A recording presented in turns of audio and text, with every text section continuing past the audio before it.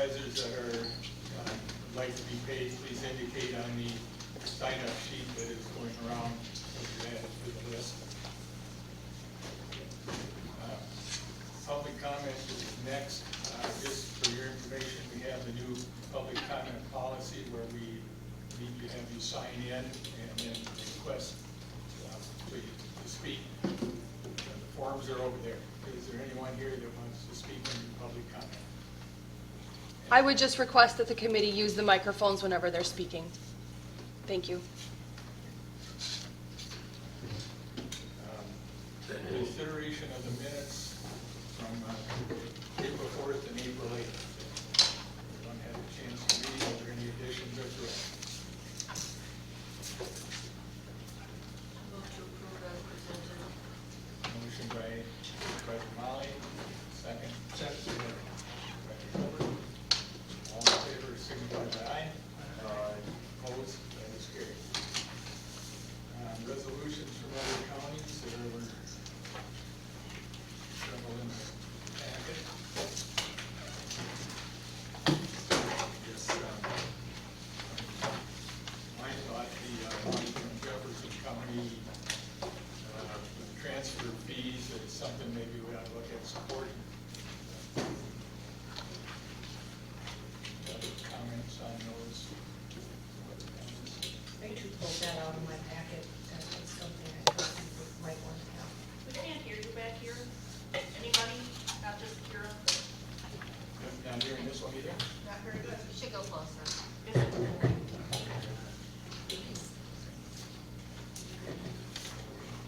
I'd be interested in knowing what Dodge County's numbers were as well. Which we could, we can get those numbers for the next meeting and decide if we want to do that. So, any other discussion? I'm curious about the PFAS, the lacrosse. Is that something that is being looked at in Dodge County? Well, that was an advisory referendum, is what they did, I believe, so. I guess I'm referring to just PFAS numbers. Is that something under discussion in any of our committees or departments? Not that I know of at this point. Hopefully, look back. We have executive committee members on some of these other committees that can be brought up and reported back to us. I would like to request that happen. I believe there's some state stuff going on legislation wise, so we're going to PFAS as far as funding goes as well for municipalities. All right. We've had a couple of requests to move up because folks have other commitments this morning. The two requests I've had were from emergency management to move up. So Amy can get to Winnebago County. Is there any problem? Anybody have an issue with that? Okay. We'll go to item number 7.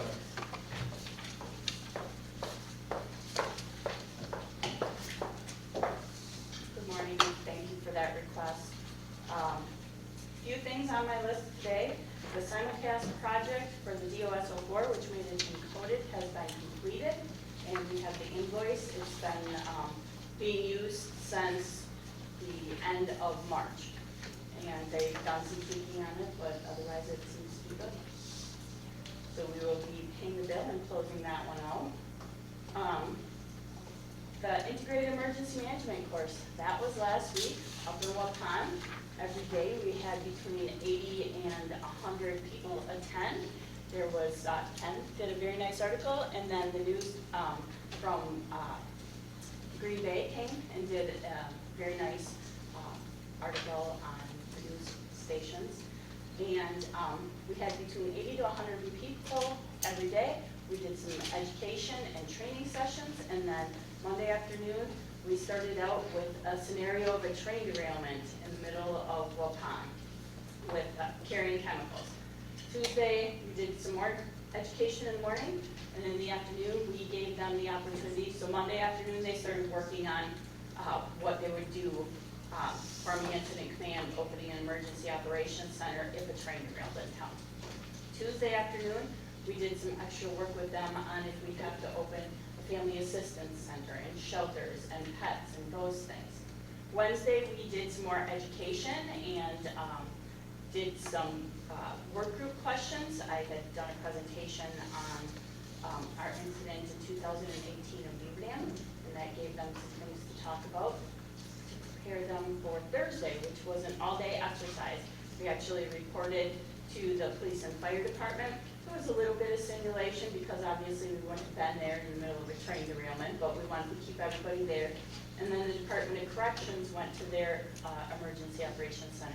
And that day, we gave them leaking chemicals, a chemical fire at a company, and we made them evacuate the city up to 2 miles, which included hospitals, nursing homes, schools, and 3 Department of Corrections institutions. So it was an exhausting week, but we got very good feedback, and I think everybody learned a lot. So we will have an after-action after that to give to all the participants and everybody else. So sorry I was holding out for you on all that time and what the scenario is, but it had to be a surprise for that week. But we had worked for 2 years on this project, and it was great to see it to fruition. Any questions for the committee? And then just, my budget is in your packet, and this hazmat truck purchase delivery, we are working with them after the approval at the county board, and they are doing the things in the list that they said they were going to do, up to and including lettering, and we have some quotes that once it gets delivered here, we will have a new radio installed and a cascade system like that. So we are working on that and hope to have it within a month or so here, depending on what delivery takes. Questions? I have a quick question, Amy. It's in the line of your department, but this morning I heard an ad on the radio where you're going to be, you're looking for individuals to join as volunteers. You didn't say what the background needed to be otherwise, other than if they have a fire or experience with chemicals, et cetera, that would be. So you're talking about our hazmat recruitment, which is Yeah. always ongoing. Yeah. We're approved for up to 30 members, and they are limited term employees, so they're paid minimum wage for meetings and the annual refresher, and then they are paid more for a call-out. And then it used to be that they had to be fire department members, but we found there's a lot of people in our community that have hazardous material backgrounds. They work in ammonia situations and things like that. So they can fill out an application. We're also always looking for people, they don't have to be technician level trained. We're always looking for people that are also operations level trained, which anybody who has went through any type of fire service school is operations level trained, or anybody who works in that type of field. Okay, now that we're both talking about the Okay. same thing, the addition of staff in that area has your budget been set for that top number or with your current? That budget has been set for the top Okay. number of meetings and trainings every year. And then I also figure for a couple call-outs, so we get reimbursement to the spiller for that. Thank you. You're welcome. Any other questions? Any other questions for the committee for emergency management? Okay, thanks. Okay, thank you very much. The other request I had was to, for number 13, to bring virtual attendance forward at this point. Does anybody have an issue with that? Can we bring that up now? Okay, Lisa. Number 13B. Thank you. Thank you for moving this up. Very quickly, this is allowing supervisors to represent their constituents by voting at committee meetings because they've had surgery, or they have a family wedding, or a gathering, or a graduation, or frankly, we're on vacation. At the same limitations as the county board, and I hope you see no reason not to approve it. If you have any other questions, that's fine. That's all this is. You have nothing in there about thinking forward, but what else is, what are you thinking about? Pay or no pay? Honestly, I've talked to some supervisors, some think they should be paid, a lot don't because they're not driving. Honestly, I don't really care. I was very frustrated, although, I understood the county board rule, but, I changed a flight.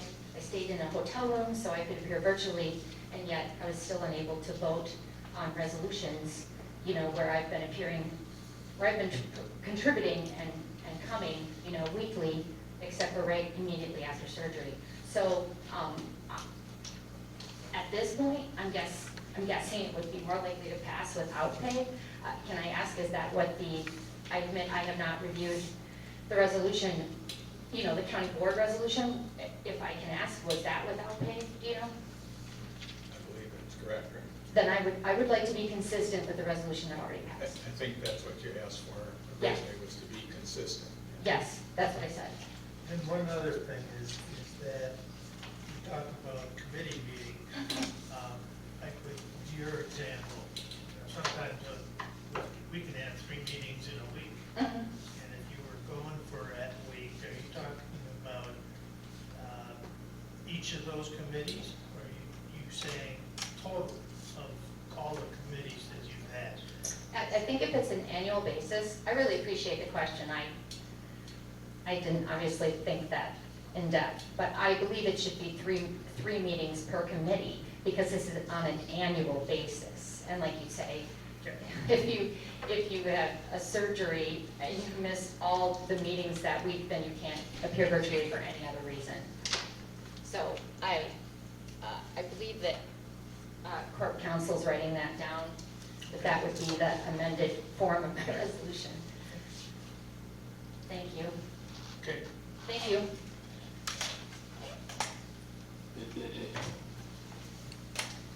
All right, well, we have that discussion in committee discussion. We would want Clerk Counsel to bring that back to us. What would you like? I'd like to see it in draft form. Anybody else? So for clarification, for a new member, that means we're just waiting for Corp Counsel to We write would it bring up. it back next month with it in resolution form.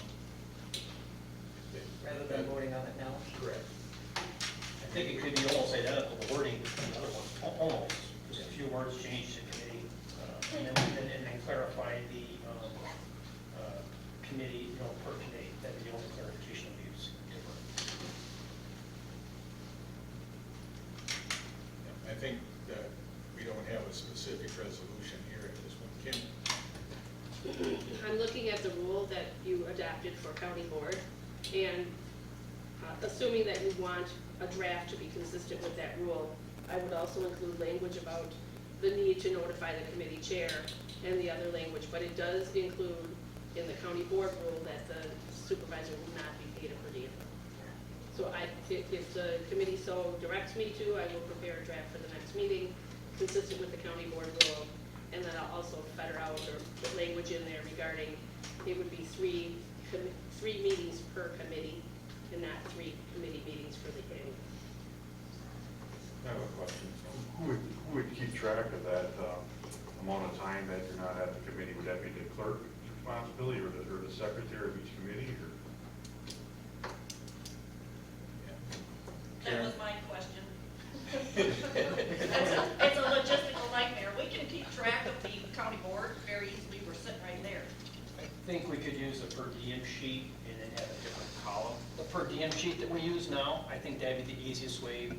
We could get it to you, I fill out that sheet for the committee on the chair. You could have another column in there and just, all they have to do is check it. They wouldn't get paid, but then you would have a record of We still that. have to keep track. Yes, I We know. don't get to those per diem sheets for 2 weeks, and now the person's attended 4 meetings. I guess that, it's a concern of mine. I mean, we can see how it goes, and if we need to change it, we change it. And I think in that case, the chair of the committee would know if there's been 3 virtual That's their committee. I think we have a consensus to have Kim bring back a resolution consistent with the county board.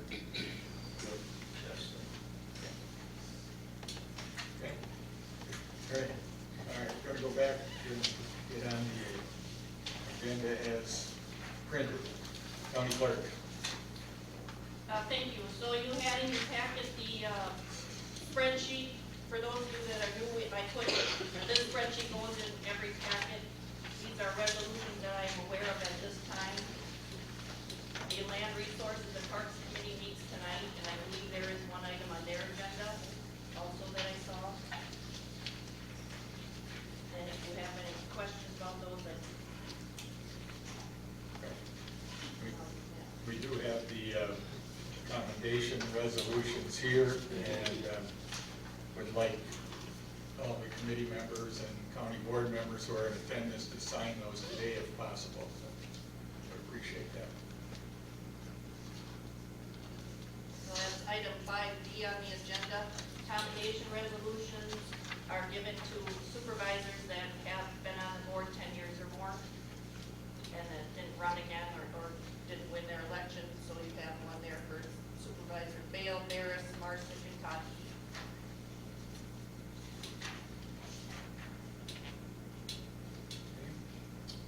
Item 5B, today the reservations for the hotels opened this morning at 8 o'clock, and my staff and I got rooms for every one of you online at 8 o'clock. We were able to get that, and also attending is, I've had a request from Kathy Houchin, Steve Koppel, and Roger Freeball, supervisors, and Supervisor Kraus will drive back and forth, so he doesn't have a room. I got filled in.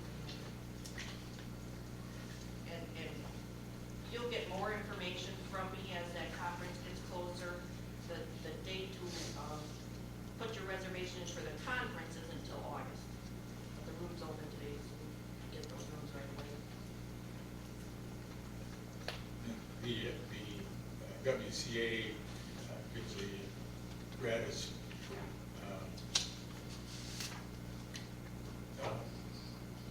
for new county board members, not for existing that have gone on, but new county board members can go without paying for a registration. Is that correct? Registration, correct.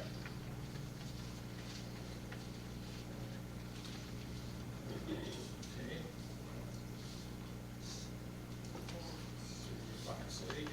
Also in your packet was a memo and a map regarding an annexation from the town of Fox Lake into the city of Fox Lake. There's no population in that area that they annexed, so we can change the boundaries of supervisory districts. And I believe you passed a resolution not too long ago that just allows me to report that to the exec committee.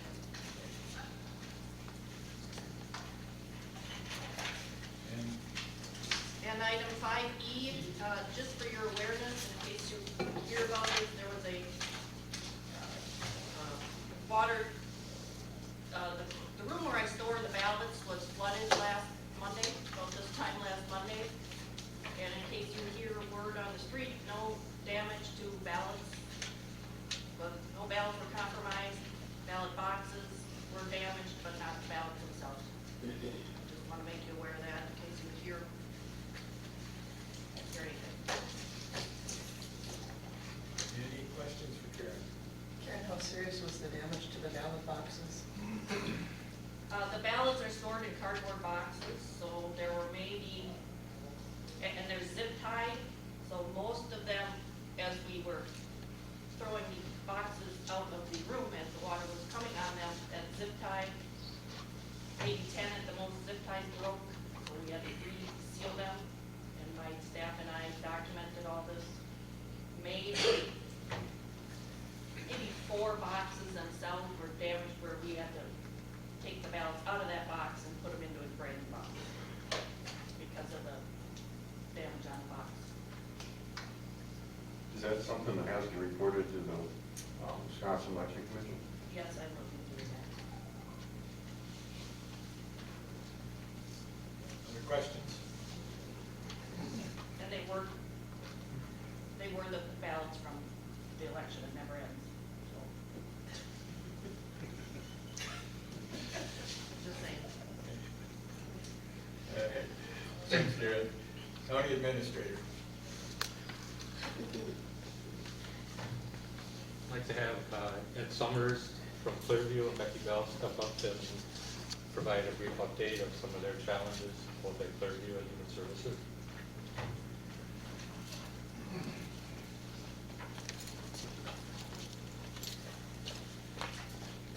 Good morning. Morning. Well, as you know, just healthcare in general has its challenges recruiting. I just wanted to give you an update on where Clearview is standing at this moment. We have a lot of new members, so what our efforts have been to date, where we stand, and then some other things that we have going on. So just to give you some idea where we stand. Prior to COVID, everything seems to be pre-COVID and post-COVID, but prior to COVID, Clearview employed approximately 350 people. That's full-time, part-time, and when I say part-time, that means people working just 2 shifts a month up to full-time. So we've gone from 350 total employees down to about 300 total employees. Our census, primarily, we keep our census at a level that we can support with the staff available. So we've got for our census running in the long-term area, our geriatrics is down probably about 30 residents. So we can maintain, again, we want to maintain safe levels. All of our areas, when you think of county home, our safety net areas, we're running all of our functional areas. So our subacute is open, we still do geriatrics, behavioral health is running, intellectual disabilities, dementia, traumatic brain injury. The census and all but the geriatric areas, we've capped out so we can continue to be a service to the county. But with that, we've had to do some redistribution of the residents. So we're actually doing meetings today and tomorrow morning with the staff. So our A2 and B2 areas will no longer have residents on them. We're redistributing them to areas of the facility that are appropriate for their conditions, whether it be dementia, whether it be geriatrics, long-term care. But we're continuing to care for everybody. It just makes better sense with the available staff that we have to utilize the building the way that we're going to be utilizing it. What Health Facilities Committee has done in the meantime to recruit staff and bring them on is, maybe you've heard about that, but we did our $6,000 sign-on bonus for CNAs to work the PM and night shift. Through that bonus, we've recruited 7 CNAs, full-time, second or third shift, and then the 8th one starts on April 28th, so they began last week. We extended that bonus through the committee to RNs and LPNs. We have not hired anybody through that yet. The committee also approved paying for Cna Training. We're starting to see some movement on that, individuals signing up for the Cna class because the issue a lot of individuals run into is they can't go to class and pay their bills at the same time. So this, with the promise of come on board and work for Clearview afterwards, we're starting to see some traction that way, people signing up for class. And then tuition reimbursement for those going into nursing, up to 4 semesters for a total of a maximum of $8,000. So with that in mind, an employee who were to sign on for that. So basically what the health facilities has done is built a career ladder. So you can get paid Cna training, get a sign-on bonus to work second or third shift, and you can go on to be a nurse, have that training all paid for. It's 4 semesters up to $8,000, and the expectation for the tuition reimbursement is that they sign on as an employee of Clearview, so it equates to $1 hour for every dollar of tuition reimbursement they receive. So hopefully we're going to see some more of this, and it builds in buy-in to Clearview.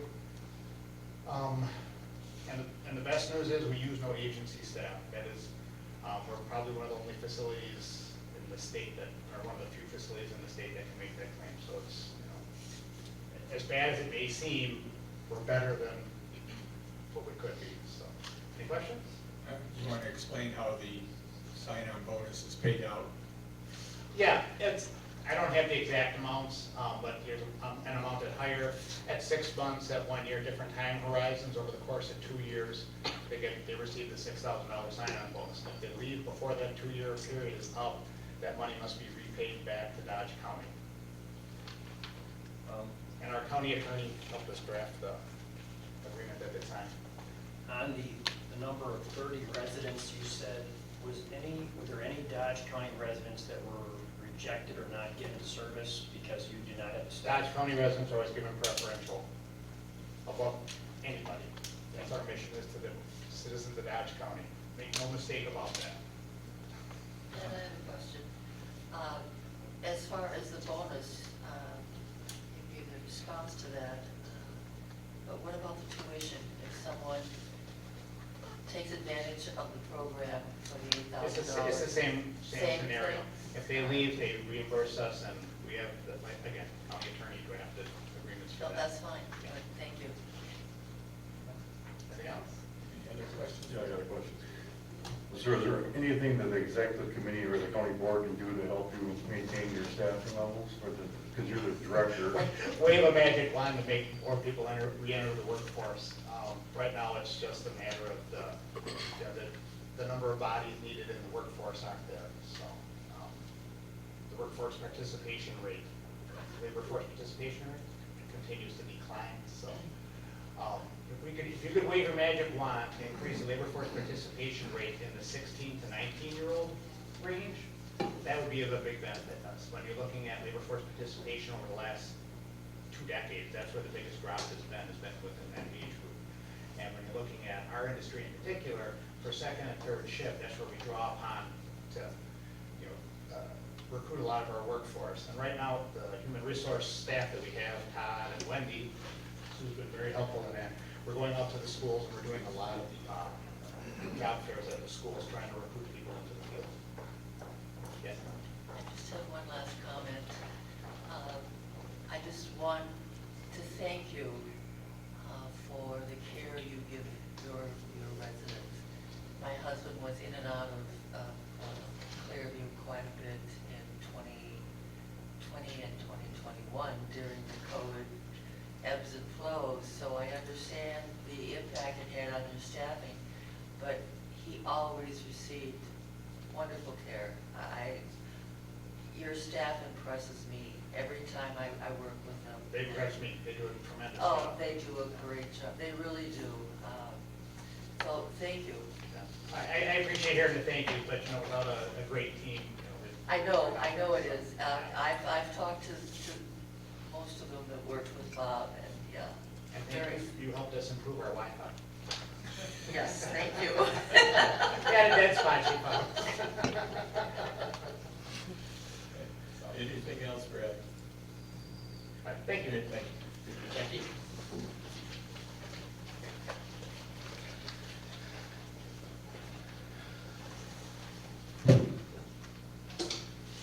As tall as Adam, but I gotta figure out this.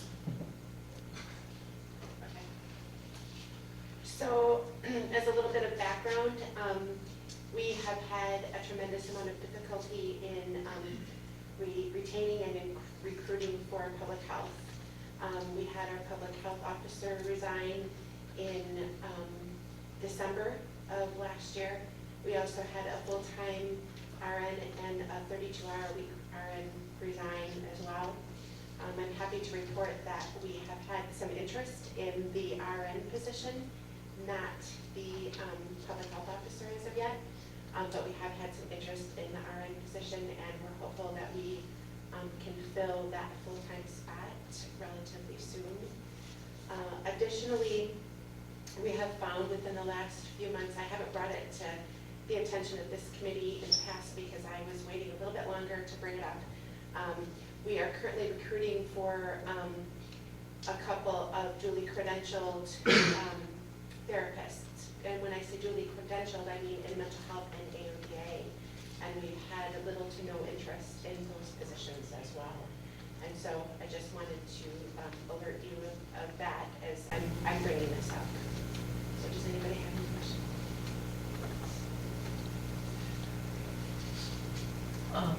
I guess I'd like to know what your assessment is as to why you're having trouble recruiting for the duly credentialed position. Is it wages? Is it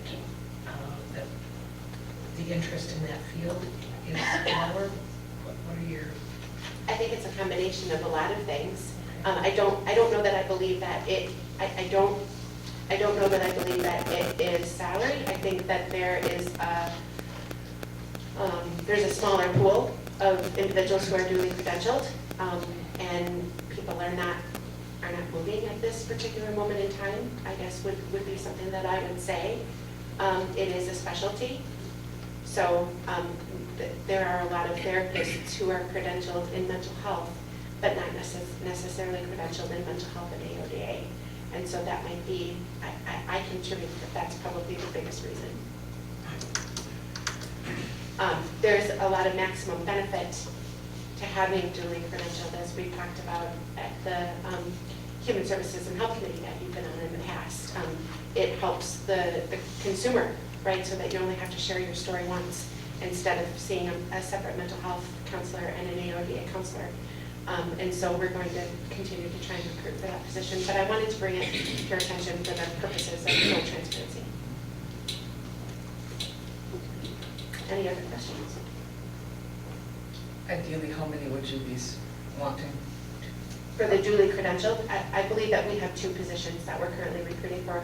One is for the purposes of a grant that we received through the Greater Watertown Community Health Foundation. And so that, as long as we don't have that position filled, that grant funding is not being utilized, obviously. We also have a school-based therapist that this position is also, that is another one of those positions. And so we're working to try and make sure that the school is getting the services that they need. One more question. How long would it take if I had my credentials in mental health but not AODA, or vice versa? How long would it take to receive that accreditation? It depends. Someone can be eligible for a second pretty quickly, but you need that 2 years of experience, at least 2 years of experience, in order to become a CSAC. Another issue that is, I guess, of a side note, the DSPS, which is the Department of Safety and Professional Services, which processes the applications for credentialing, is very far behind. And so we have some professionals at the department that is currently working with DSPS to try and get that credential, and so that also could be contributing to some of it, but it's probably a side issue. The other thing about those two, the two positions that we have for the duly credentialed professional is that they work particularly with children, right? And so that adds another caveat to the complexity of those positions. Yes, Tom? Just a thought.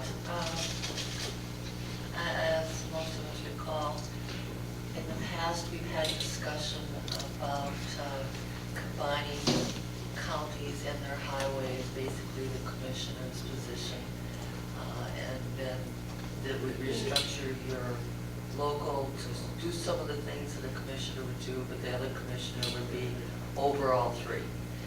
I wonder if, Dodge is not the only county having a problem recruiting county health officer.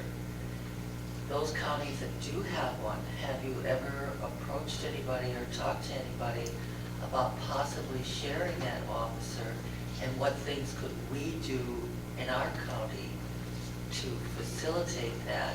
Some people may take on other responsibilities. Is that a possibility? I don't know. I can say right now we have an interim public health officer, Carol Quast, through the Watertown, City of Watertown. And that is effective through August 1st of 2022. And in conversations with Kim Miller last week, who is the public health officer with Fond du Lac County, she was our previous interim public health officer. She's indicated that if after August 1st we're still struggling to find an interim public health officer, she's willing to function within that capacity. And so we need to continue to analyze this Oh, okay. to determine, what are some things that we can do to recruit for this position. But I believe that in the short term, there are a couple of really great gals who are dedicated to public health, who are willing to help out Dutch County on a short-term, every 3-month kind of a basis. So I don't know I don't know how else to answer your question other than No, we're that's continuing fine. to. No, it was just look at our a options. thing to think about, but I should have known that you would have thought of something similar to that. Yeah. Okay, thank you. Anything else, Rick? Thank you. Thank you.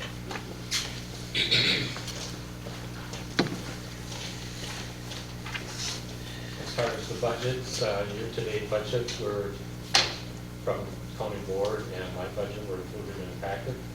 Any questions related to either county board budget? or Anyone in the county committee budget? have any questions on the budgets that were in the packet year-to-date?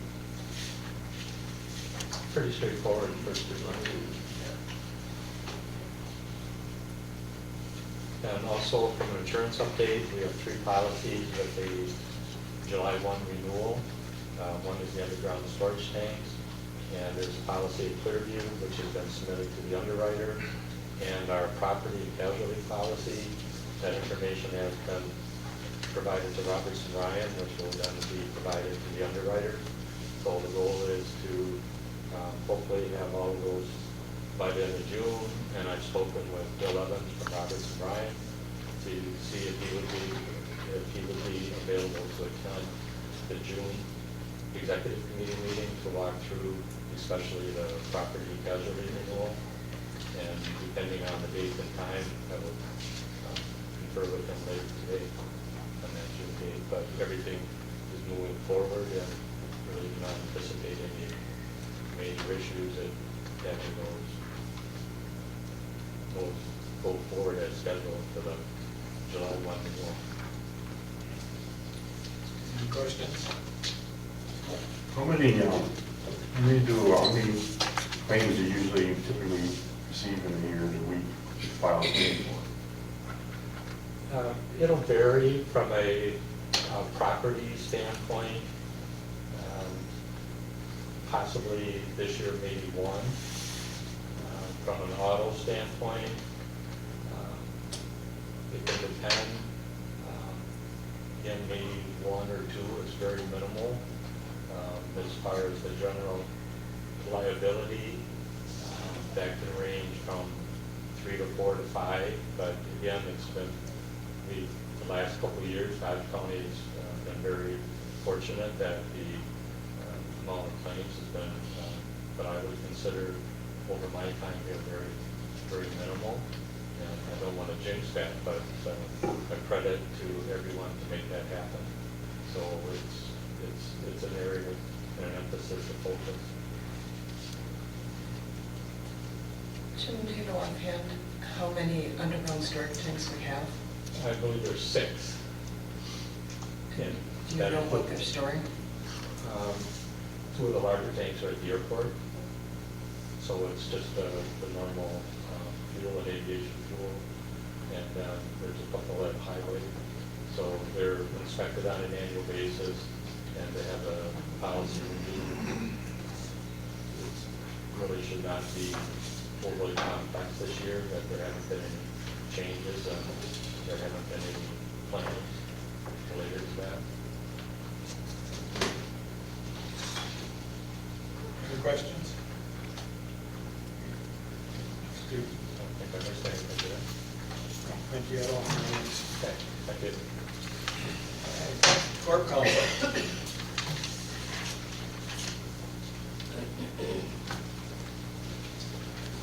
Good morning, everyone. Morning. I sent an email, I don't think this is working, in the back, we can't really hear. About halfway through Becky's comments. I sent an email to you all with the contract list, and for the new members, gave you a bit of an explanation about how I'm doing that. I used to stand in front of the committee and recite my list, and not doing that anymore. So if you have any questions about any contracts that are on the list, you certainly can contact me separately, or you can ask the questions today. Then also, I'll just pause, any questions? Also, the budget, the first quarter budget was included in the packet for Corporation Counsel. I just want to highlight one thing that might have stood out for you. There is an entry of about $599. That is a subscription to a suite of contracts that we use, consensus docs. And year to year, so we have subscribed to that, we meaning Dodge County, since before my time. It's a suite of contracts that are contract templates of all kinds. And we use those contracts as a base for mainly big construction projects. And I think perhaps, and this is just speculation on my part, but perhaps it started when Clearview was rebuilt and then there was remodeling done at Henry Dodge. So over time, annually we subscribe and pay the subscription fee. And usually what happens is I talk to other departments that I know that are going to have big projects coming up, and we share the cost of that. For 2022, I paid half of it, and the other half was paid by facilities. So that is my share, my office's share of that subscription. I don't budget for it because I don't know at the time of budgeting exactly who's going to share in the cost. It just so happens that for 2022, a majority of the projects probably will come out of building committee, and we'll use those contracts, templates for those kinds of projects. And I just, my office obviously drafts the contract, so I'm sharing in the cost. Sometimes it's divided among 4 departments, sometimes it's just 2, sometimes, well, it hasn't happened yet, but perhaps it might all be my budgeted item, so not sure. So that's the only thing that I just wanted to mention, because that did stand out for me as well. Any questions about the budget report? Okay, thank you. DJ, update on the potential medical examiner services?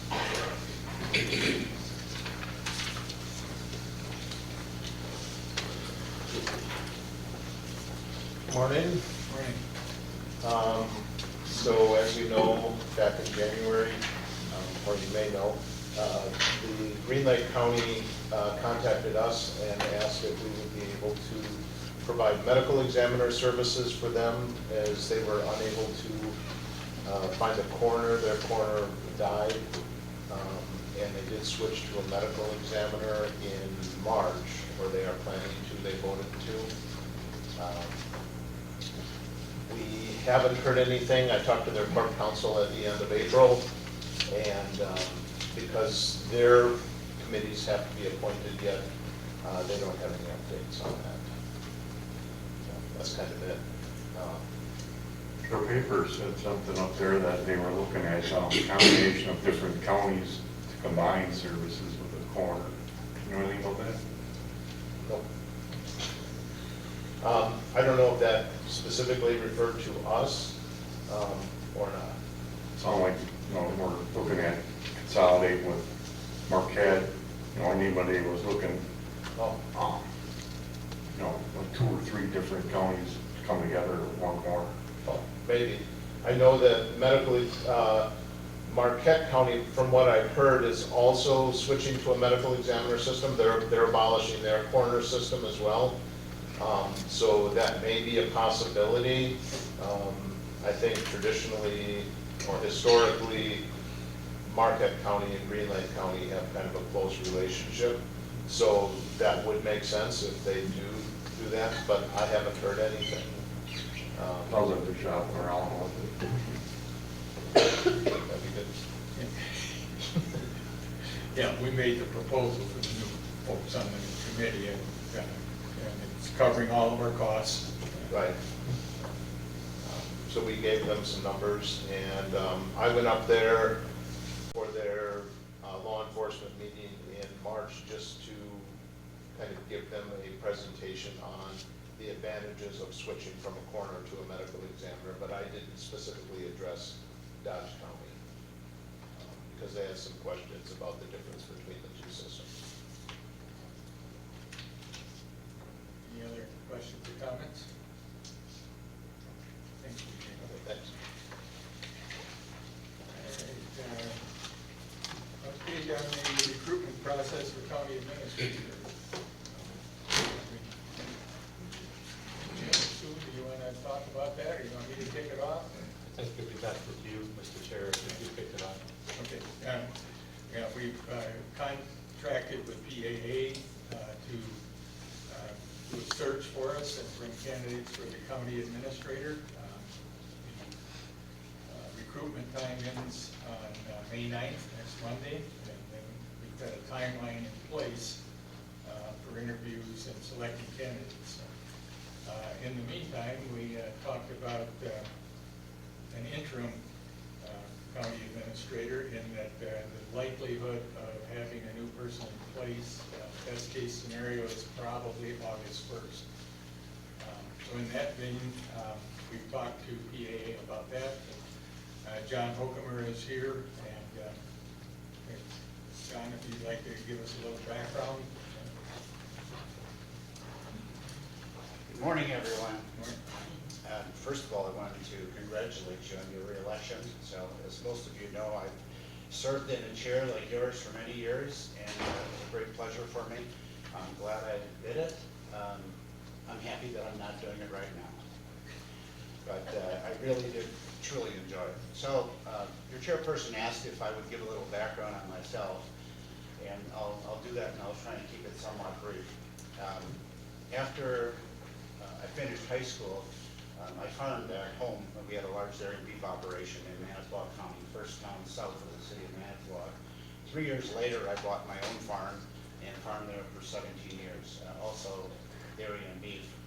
I was involved, like 4 of my brothers and my dad, in the volunteer fire department, and rose through the ranks there, and was the president of the firefighters group, and also the first assistant chief. I was in charge of training and so forth. Through that, I got to know some of the town board members and served on some committees for town board. That's really where I got my start in local government. Then in 1983, December of '93, we had a vacancy on the county board in my district, and I decided to run for county board, and was elected in '84, and then re-elected. I served 8 terms. My final term was 33 years old, and I was honored to be unanimously selected as county board chair and administrative coordinator, which at the time we could do that. Now there's an attorney general's position that you cannot hold both positions. An elected person serving on the county board cannot hold both.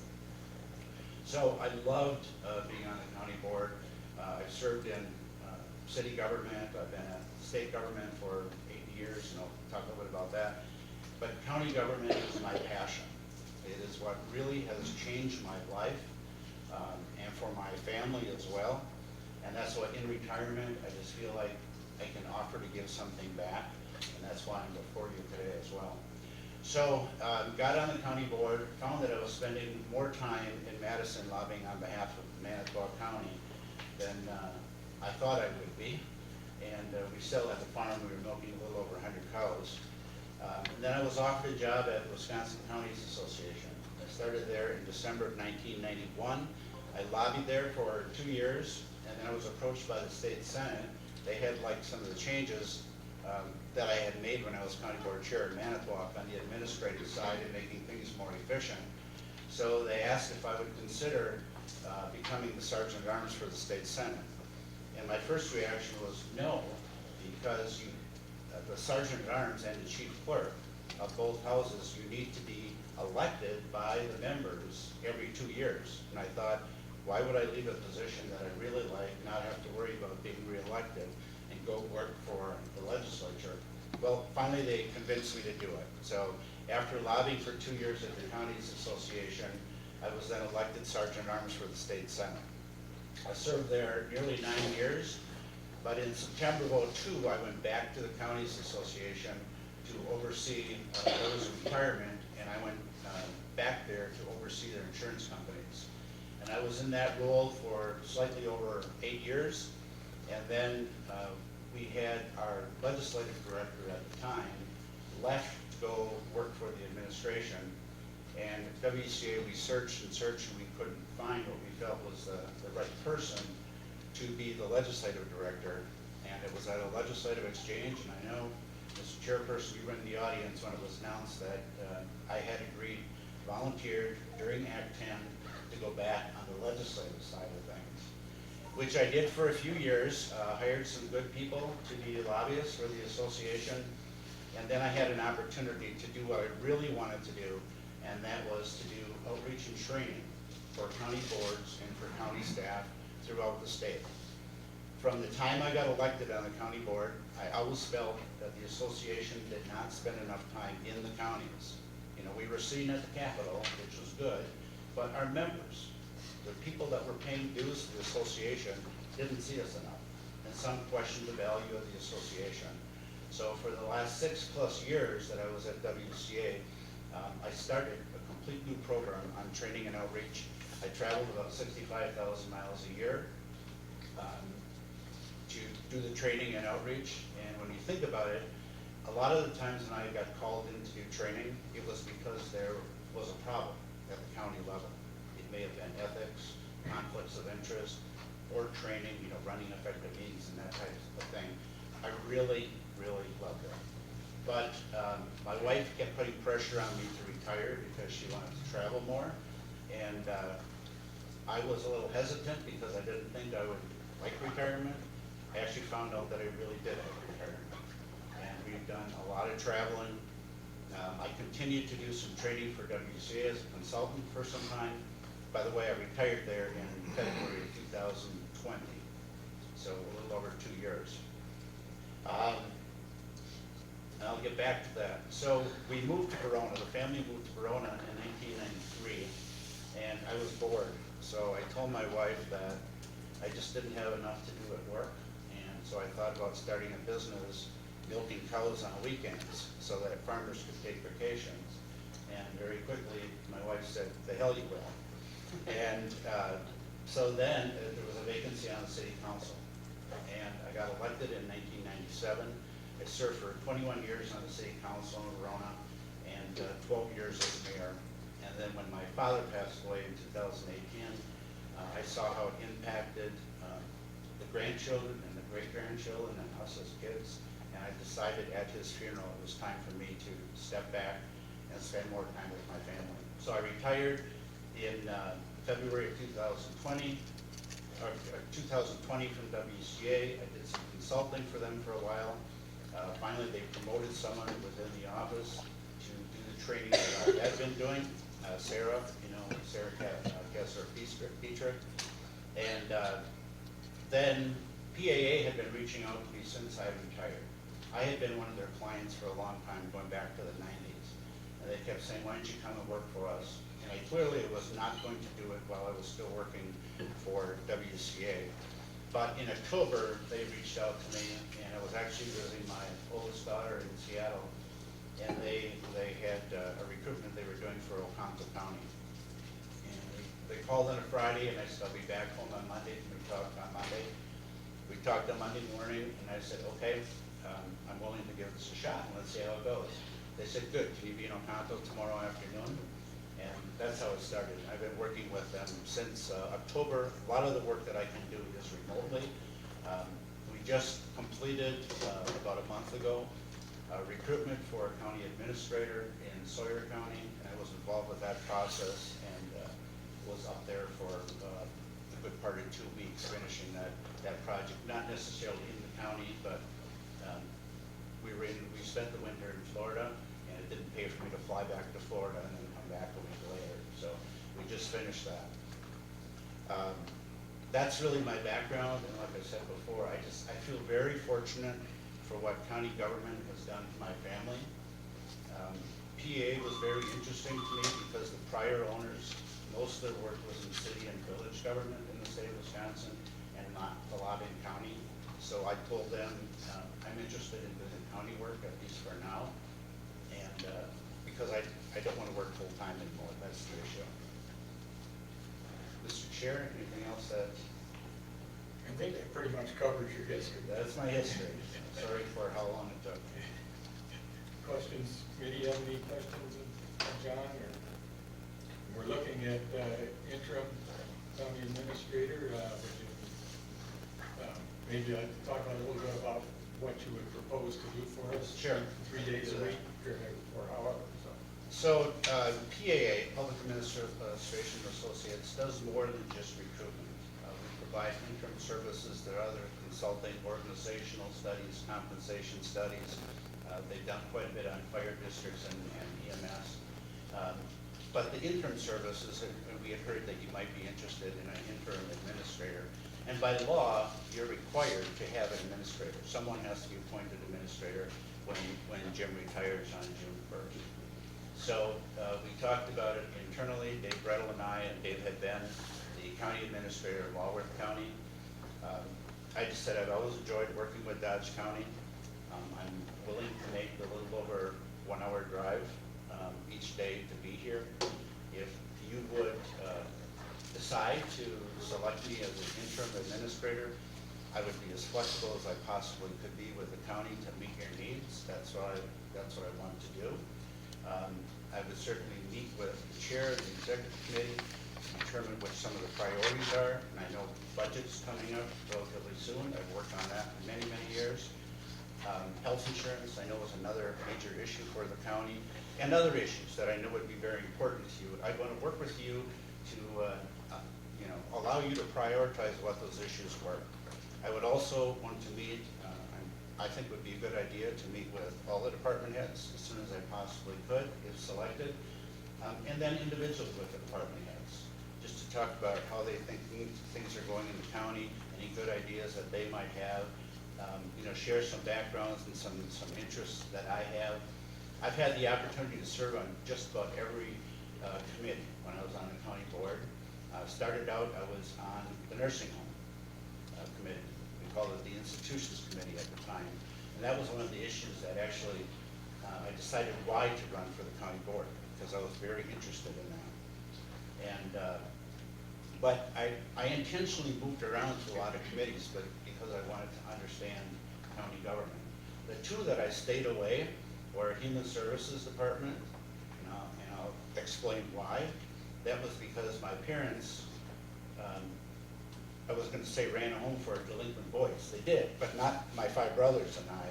We ran a home for delinquent boys for Manitowoc, basically from Milwaukee up to Door County. We had 9 juvenile delinquent boys between the ages of 9 and 18. And my parents did that for 14 years. So I wanted to distance myself from the sheriff's department for that. I served on the board, my parents' board of directors for that as well. And the sheriff's department I intentionally stayed away from for that very same reason. When I got to be county board chair, I couldn't stay away from those departments anymore, but I always made sure that there were no conflicts of interest. And then later on, my parents decided that they were going to retire from the group home for the boys. My mother and my dad was still working pretty much full-time on the farm. My mother she just couldn't take retirement, so they opened it back up as an 8-bed assisted living facility, which they ran again for another 17 years after that. So I stayed away from those, but when I moved down to Verona and I got involved in city government there, I also served on the ad hoc committee for the new Badger Prairie nursing home. When you look at my bio, you can see that I've served on a number of other things for Dane County as well. Like I said, county government is really my love and it's my passion. So, Mr. Chair, did you want to talk a little bit about the proposal? Do you want me to? Yeah, we talked, there's a new proposal on the table here for us. It's different than the one that was in the packet. So, I had a conversation last week, and following that conversation, we really sharpened the pencil. I sharpened the pencil several times at the request of the chairperson. But, so what you see on the updated now, and we changed it, the original proposal had a bi-monthly because that's how PA normally bills. We didn't want any confusion. So what you see here now is the number based on the monthly charge. Again, I wanted the most flexibility for the county as possible, so I gave 3 options. Option 1 would be 3 days a week, option 2 would be 4 days a week, option 5 would be 5 days a week. I believe anything less than 3 days a week is worthless to both the county and the person who's providing the interim service. Personally, I think 4 days would be ideal. With what we built into the draft agreement, that on every 30 days, we take a look, we have conversations with the county board chair, and we determine whether or not that it has to either stay where it is, be increased or decreased. And I would be willing to be very flexible that way. The county decided that they wanted to start out at 3 days a week, and we agree after 30 days that it's going to stay at 3 days a week. I would be absolutely fine with that. The second thing that I did that you don't see in a lot of interim proposals is that there is no per diem. There are no additional charges. When I was sitting in your chair, I never liked surprises in the end. I always wanted to make sure that we knew upfront what costs were going to be. So that cost that you see there under each one of the options is all inclusive. It includes mileage.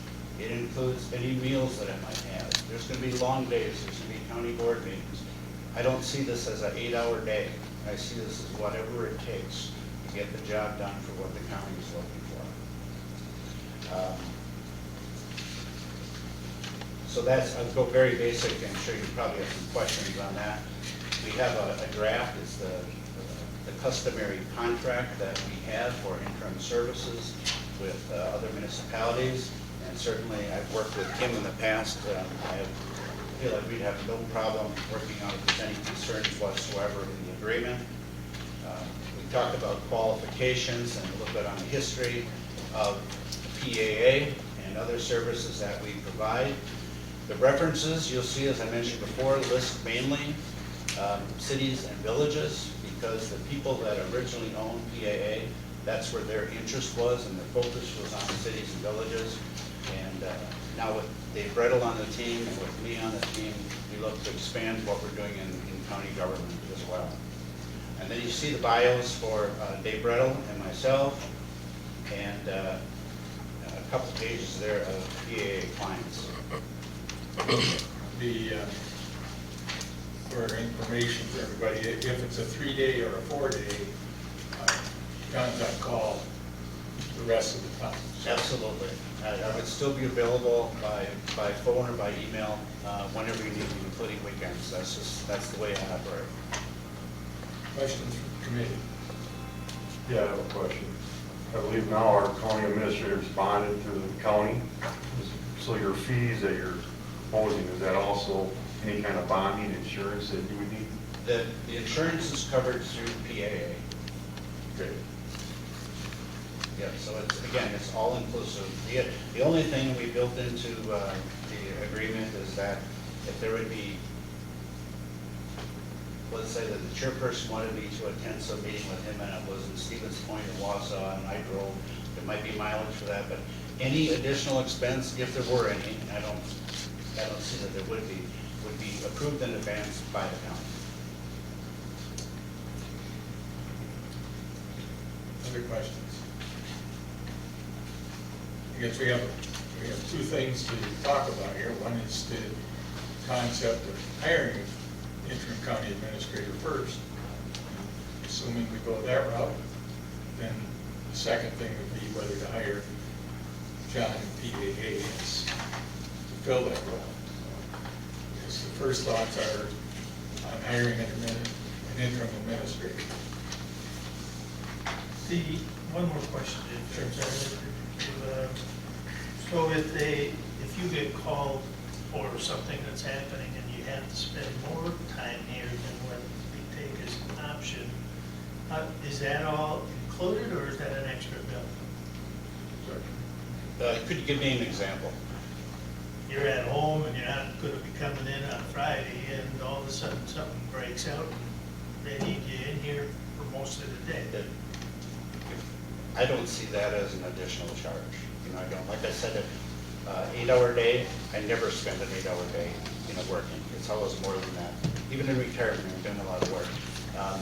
I see no issue between the working relationship with me if I'm selected on the county board. I'm going to do what it takes to get the job done. That's just the way I operate. If my wife would be here, she would tell you that's one of my biggest faults, that I just don't stop. I keep going. So, And we would be reviewing in 30 days. Absolutely. So, absolutely. And then, again, I'm willing to answer any questions that you might have, but I also want to make it very clear.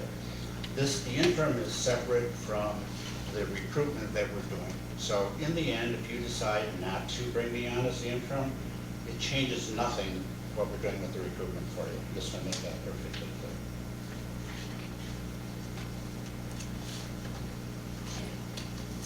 Did you ask us for our thoughts on the interim? yes. Okay. I'm in favor of it, with the budget coming up, with the number of things that we have going on, and recruiting, et cetera. I think we need somebody that is in that position. I don't feel that we have the skill sets needed. I know John does. He's very qualified to do this. I have no problem with that.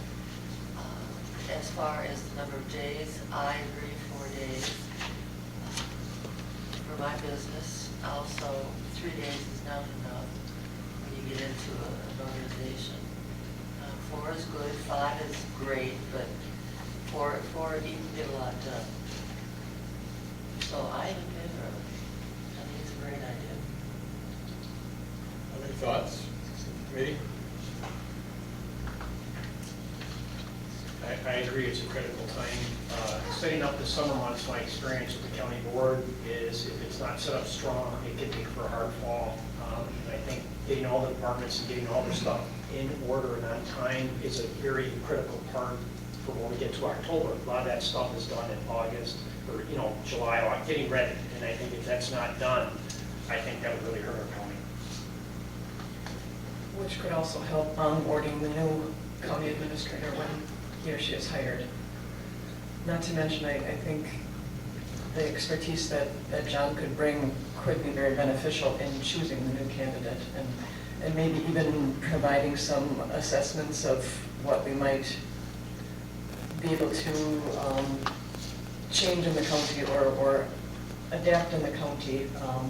It might just give us added advantages, just sharing their expertise. Like our hiring challenges, you might bring some ideas. Yeah, if I could on that point, because I was asked about if there was anything extraordinary. I agree with the onboarding of the new administrator, and if that takes phone calls, emails, or even trips after the interim and interim, I want the success of Dodge County. I would do that. There'd be no additional charges for that. If I wasn't concerned about how this worked out, I wouldn't be doing this. I want it to be successful for all of us. Any other thoughts on the idea of actually hiring an interim? I think it's probably will be beneficial. I would say we should maybe start at 3 days a week and reevaluate after 30 days and see if we need to go to a 4th day. I agree with that. That was my thought also.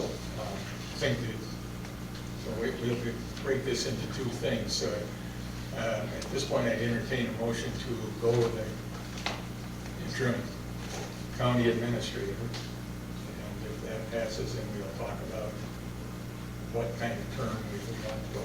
So I think we have 2 separate things we want to do here.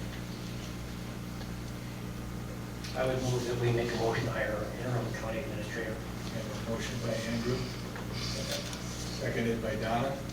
Any further discussion? Mr. Chairman, I just have a question. Since the appointment is made by the county board, wouldn't the appropriate motion be to recommend to the county It's board? recommended to the county board, correct. Okay, thank you. Okay. Any other discussion? Hearing none, all in favor signify by aye. Aye.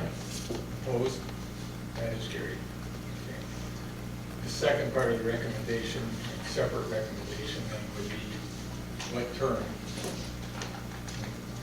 to enter into a contract. Do we want to look at that right now, or do we want to look into negotiation and come back with a specific. I think we have a pretty specific proposal here, so if we want to recommend one of those proposals to go forward to county board, that would be the next step. When do you plan on sending this to county board? Maybe? Yes. I guess it would be best to have all the information, because the board will be questioning, and that may have an impact on whether they say yes or no, just for the position itself, all the details.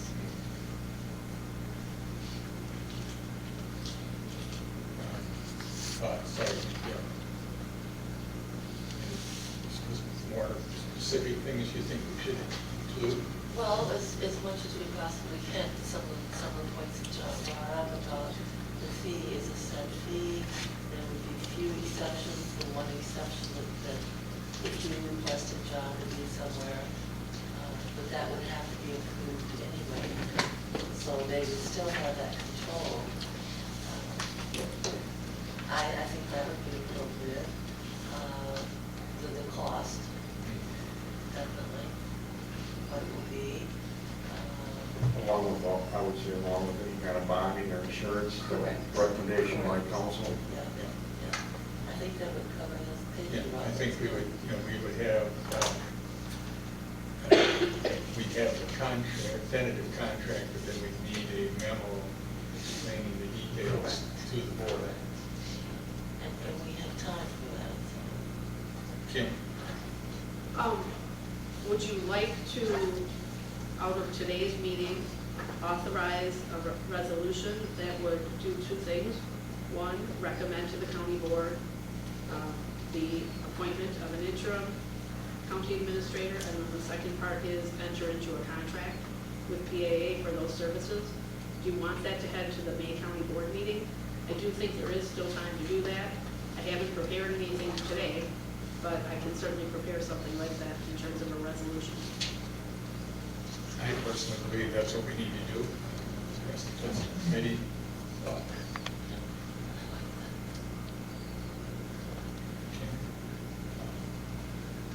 So- Would you like a motion to that effect to? Yes, I would, to advance a resolution with those two parts. And let's talk about process or logistics of how that's gonna work. I can prepare a resolution. If the motion is adopted, the county board chair could sign off on that resolution, so it could get in the packet. And then you could either have a special meeting on the night of the board, so all of you sign off on it, or I could collect signatures along the way. But it would be crucial to get at least one signature so that it can get in with the Mankato County Board. And I think part of that needs to be, part of our recommendation is that we want to go to 3-day, 4-day, 5-day. What's our recommendation from this committee? I wonder if we could hear from Administrator Milky, his thoughts.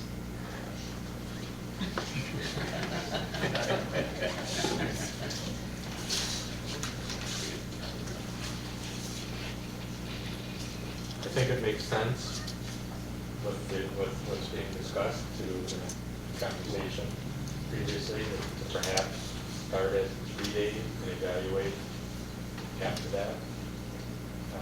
Certainly start at 4 days. There's going to be quite a bit of activity, certainly in the months of June and July, related to the budget, and we're looking at having a couple of joint meetings with resources and finance on some budgetary issues in those 2 months, and especially in June. It's certainly your call. 3 days, I think, is workable based on availability in those off times. But if you want to start at 4 days, that's certainly doable as well. You can start at 3 days, and with John's availability, then possibly adjust later, but it's certainly your call. Either one will work. And I'm confident in our department heads regarding this, and we talked about it internally, what this might look like, and I know they're all prepared for what's in the next couple of months and with the eventual new administrator, so certainly your call. My concern is this is a transition time. We're also short our finance person, right? And my concern is you have two very key positions at a very key time of year, and I concur with Don. I do think 4 days a week minimum, in my opinion, because you're setting the trajectory for, in the scheme of our whole county operation and our whole budget, this is a very small amount of money to make a trajectory mistake. I think his expertise would be very beneficial because we are in transition right now, and it's nice to have. I'm glad to hear of your expertise and experience, and I think that would lend well to our county, and I would recommend 4 days just because of the fact that we have two very key positions out right now, and hopefully we can get those filled during this time. Other thoughts? I also think the interim director will have an onboarding time.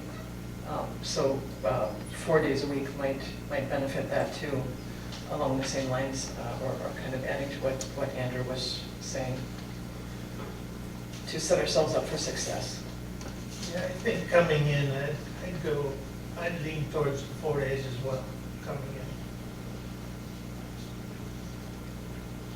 Anyone else? I'll entertain a motion for any one of the three options.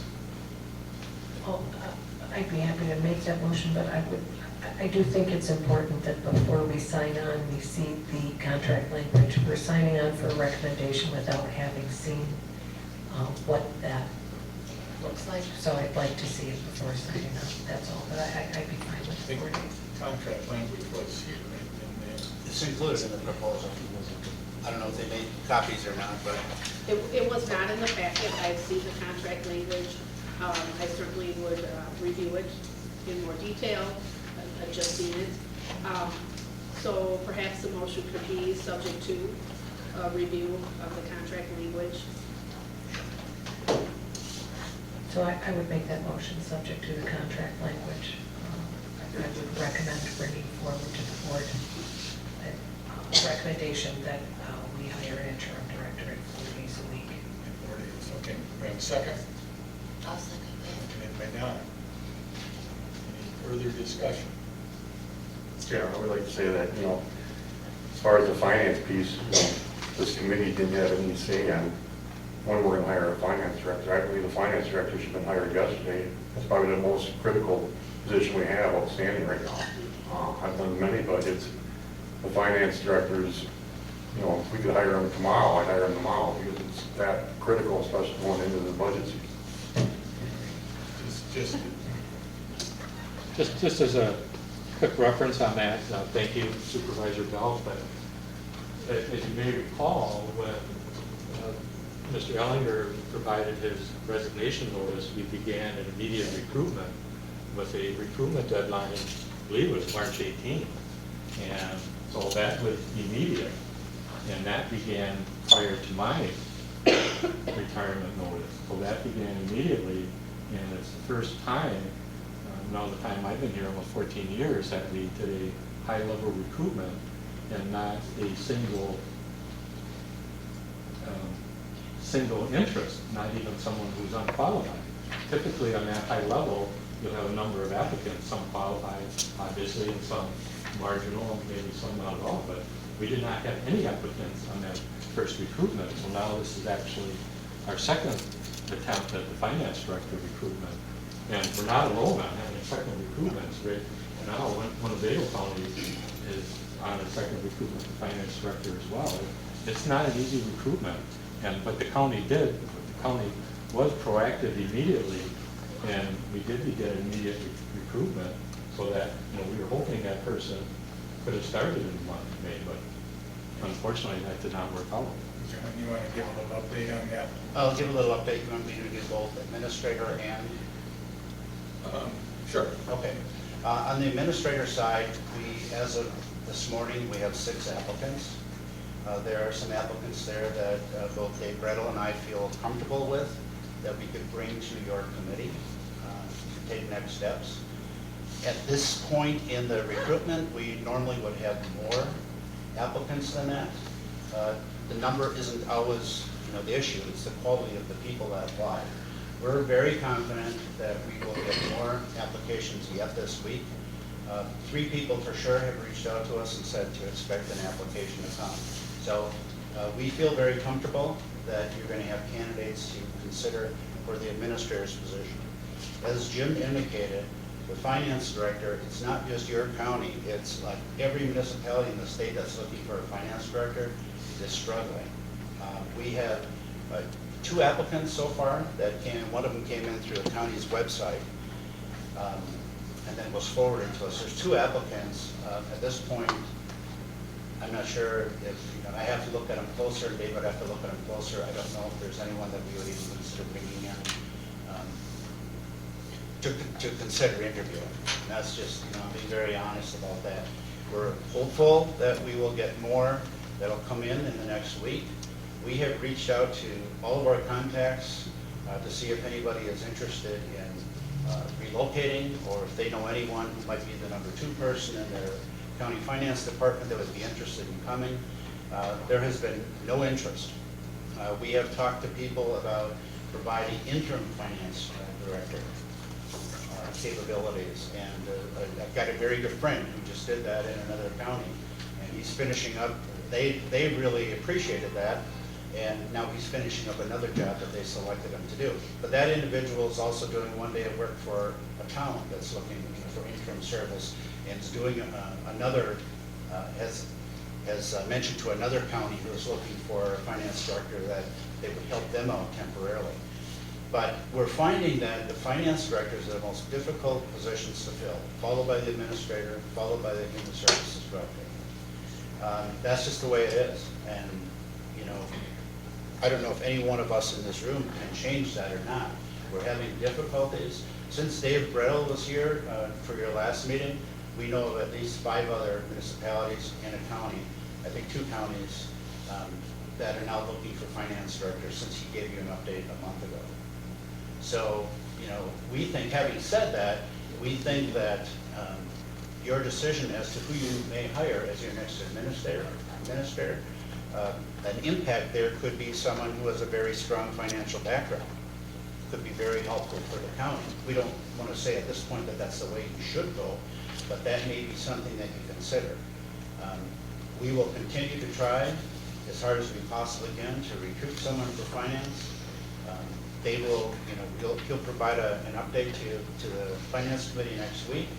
And what we would do for all of our clients, we would do the same for you, is that if the county paid the cost of re-advertising, we would go through the second trial of this without any additional cost to the county other than the advertising cost. And Dave mentioned to me when we last spoke that we spent more on recruiting for a finance director for Dodge County than we have ever paid for advertising before for any position. So I wish I had a better picture to paint for you, but I want to be honest with you, and that's where we're at right now. Hopefully more will come in this week. The closing on both positions is next Monday. Correct. So. Anything else on the resolution? That's what I was going to ask, is the motion to advance the resolution? Yeah. Just to make sure that's clear, advance the resolution to the May County Board meeting. Right. So, anything else on? All in favor of signifying by aye, and forward the resolution to the county? Aye. All right. Opposed? That is carried. Thanks, John. Thank you.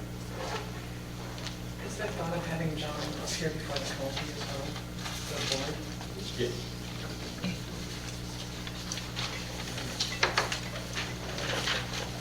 I guess we did the county finance director at the same time, so we were kind of gotten through that.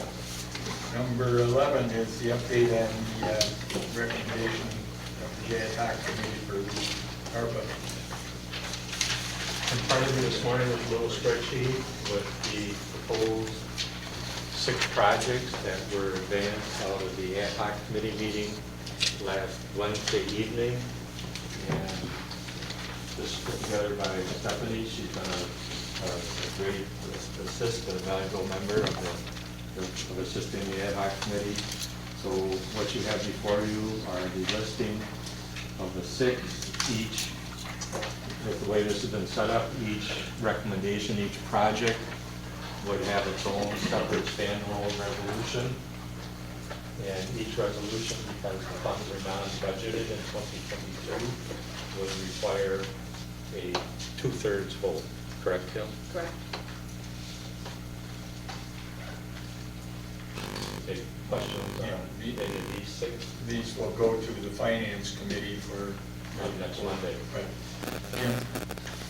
That is what I was just gonna add. The plan is that the resolutions are underway. They will be signed at the next meeting, the ARPA committee meeting, which is May 4th.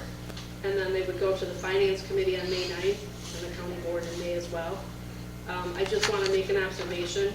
I know many of you in this room have sat in on the ARPA committee meetings. The committee is really just dug deep, and they have gone through the proposals that were submitted to it. The committee's working very well, even though there's some opposition to some of the projects. The committee's able to come to consensus, and the plan is to move forward these 6 resolutions to the county board in May. The committee meeting on May 4th, the committee will continue to do what has been called straw polling, to kind of work through the projects that remain on the list, and then hopefully bring additional resolutions to the June county board meeting. So rather than overwhelm the county board with a number of resolutions at once, they're going to be done in batches. But just, I encourage you as a supervisor, if you haven't sat with the ARPA committee, it's a really good working body, and I highly compliment the committee's workings on this.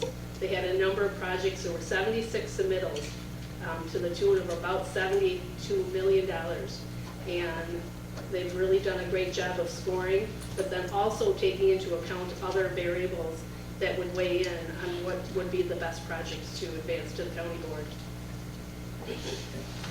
Each of these will be a separate resolution, so it's not going to be as a one batch for all 6. There'll be 6 resolutions. I have a question. I was just wondering, when we took out the applications, highway or any kind of road improvement wasn't included in the application process, so I'm just wondering how highway got 2 projects on it. The highway projects were internal requests. There were a number of internal requests from departments. But I thought originally when we did the proposal or put in for the application, it had to be under the guidelines of the ARPA funds, which at that time there was no road construction at all. At that time, early on, you're correct that highway projects were not part of the major 4 categories. But then with the U.S. Treasury final guidance, with the final rule, and with the county's decision to accept all the lost revenue, it provides the flexibility. So highway projects are eligible for ARPA fund, and that's why these projects, there's actually 3 projects submitted, and what's listed here are 2 out of the 3 projects. But these highway projects are eligible for Dodge County through the ARPA rule. That is correct, and I can't remember which county board meeting. It was either February or March, but the county board did. There's 2 options under the revenue laws. You could either do the calculation and determine whether or not you had sufficient revenue loss, or you could take the standard $10 million. And if you took the standard $10 million, that meant that you could use up to $10 million of your ARPA funds for governmental services. And the interim final rule does include, as an example, governmental services being road building or road projects. The county board selected the calculation, which after the calculation was done and verified by Baker Tilly as well as others, it was determined that the full amount of the county's ARPA funds could be used under that flexible category of governmental services, which then included the road building. And there's a number of examples in the final rule about what the funds could be used for. And so that was adopted by the county board. I'm guessing it was March. I know that Dave already did that calculation. He presented it to the ARPA committee, and then a resolution was advanced, so. And my question was mostly about the process, because the first application had a deadline process. And I believe that, you know, when that ruling did come out of the federal government, that was after the deadline of the process. That is correct. There are other projects that came in after the deadline as well. Okay, thank you. And also I want to know, Kim has been providing a tremendous amount of time and support to the ad hoc committee in addition to all of the regular corporate counsel responsibilities, and she's been spending a significant amount of internal time in addition to attending the meetings, which have been 2 to 3 hours in length. And we should just note that's well above and beyond the normal corporate counsel. And her efforts along with Stephanie's efforts are greatly appreciated. One final question. What, you just mentioned that other ones didn't meet the deadline. What other ones that were on here did not meet the deadline? There was at least 2, 3 projects. One was an internal submittal on the emergency management proposal.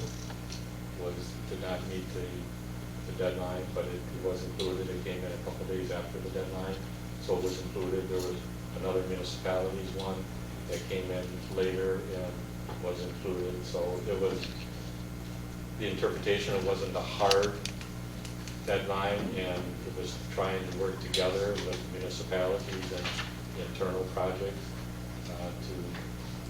in order to provide all that information to the ad hoc committee. But none of the ones that are on this sheet today? Pardon? None of the ones that have been brought forward so far? The 2 highway ones were not on the original deadline, which was January 14th, 21st, something like that. I'm sorry, Jim, let me just rephrase. I'm just trying to figure out if all the other ones that didn't meet the deadline, are any of them on this list that I've been provided? They've been discussed by the committee. They've been this list. They've been discussed, right, but they're not on this list.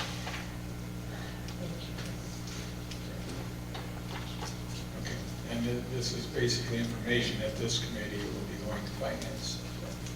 Okay. Number 12, the electronic device policy and acknowledgement form. Who's handling that, Kim? Sure, I was looking around the room to see if Justin might be here. So I don't know how much detail this committee has about electronic devices, but I know IT has been studying, and I see Supervisor Gukenberger is here, the chair of the IT committee, so maybe he's willing to help me out on this. But I understand that the IT committee has been just studying and actually using electronic devices to be rolled out to all county board supervisors for 2 purposes. One is your electronic device would then be your source for your electronic agendas and your packets. So you would get everything by email, I believe. And then you would have that device with you at county board or at your committee meetings, be a county provided device. And then the other reason for rolling these out is you know that in the county boardroom, I'll call them clickers for voting, those are reaching end of life. So on this electronic device, there's going to be an option for a requirement that you use the device to vote in the county boardroom. I don't know the status of that transition or changeover to using the device as a clicker or a voting device, but I do know that the IT committee has been given laptops for use in testing, and it sounds like it's going well. I do think that the IT committee is proposing to roll out devices in May or June to the county board. So in anticipation of that, I was asked to put together a policy with regard to, what's an appropriate use of your laptop. And essentially it says use it for county business, use it for voting. There's a number of requirements in there that come with your laptop charge. You'll also know that the county board has been rewired, if you will, so that there's outlets at your desk so that you can plug in your laptop when you bring it. So the policy that was drafted in the acknowledgement was just a draft. It was taken to the IT committee. IT committee weighed in on it, and it's before you today for consideration in anticipation of the rollout. There was a bunch of changes that the IT committee made on this last meeting. Okay, that I didn't catch, right? I would. Yeah, Justin should be sending it over to you to look at the changes. Perfect. Change the policy. Okay. So if you're on that committee. Yes. I'm sorry, Supervisor Belk, I had forgotten that you were on that No. committee as well, and I did not attend the last IT committee meeting, so, and I know that it was on the agenda. So the policies in front of you certainly give feedback. I think what I will do is after I receive the updates from Justin, maybe what I can do is send it out to you, the executive committee members, and if you see anything in there, you can contact me directly. I'll send it to you by email. And maybe it could be on the next agenda for executive committee. And I believe it can, as long as the executive committee meets again before IT decides that it's ready to roll out the county board, so we'll have to coordinate all that, so. Can somebody weigh in if you know, what is the plan for the rollout of the laptop? May County Board meeting? So the plan was to distribute the device, correct me if I'm wrong, in May, offer some training with instructions, printed instructions from IT, and offer some training in early June, and start the use of them in June at the June County Board meeting. Is that what you understood? We actually instructed Justin, I mean, if you can make it happen for 33 people in May, we would do it in May.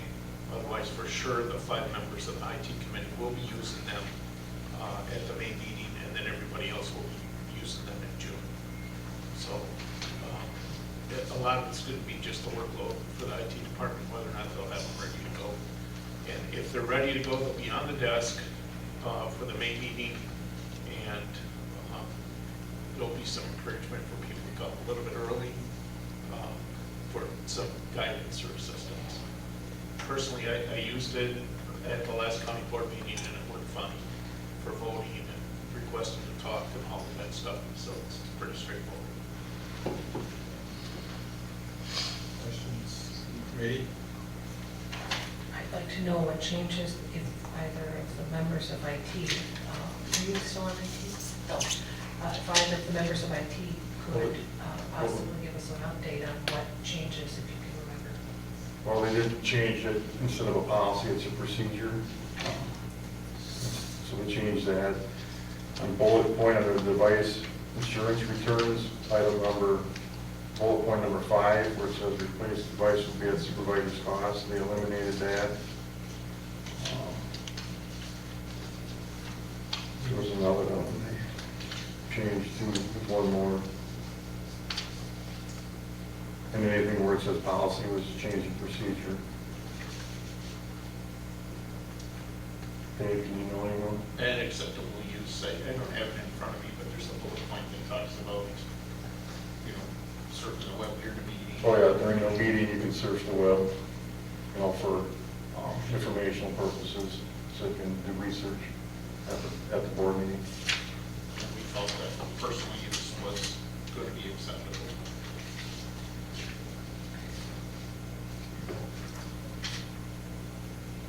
Okay. Number 13, county board rules. Supervisor Gukenberger. We had this laid over from last month.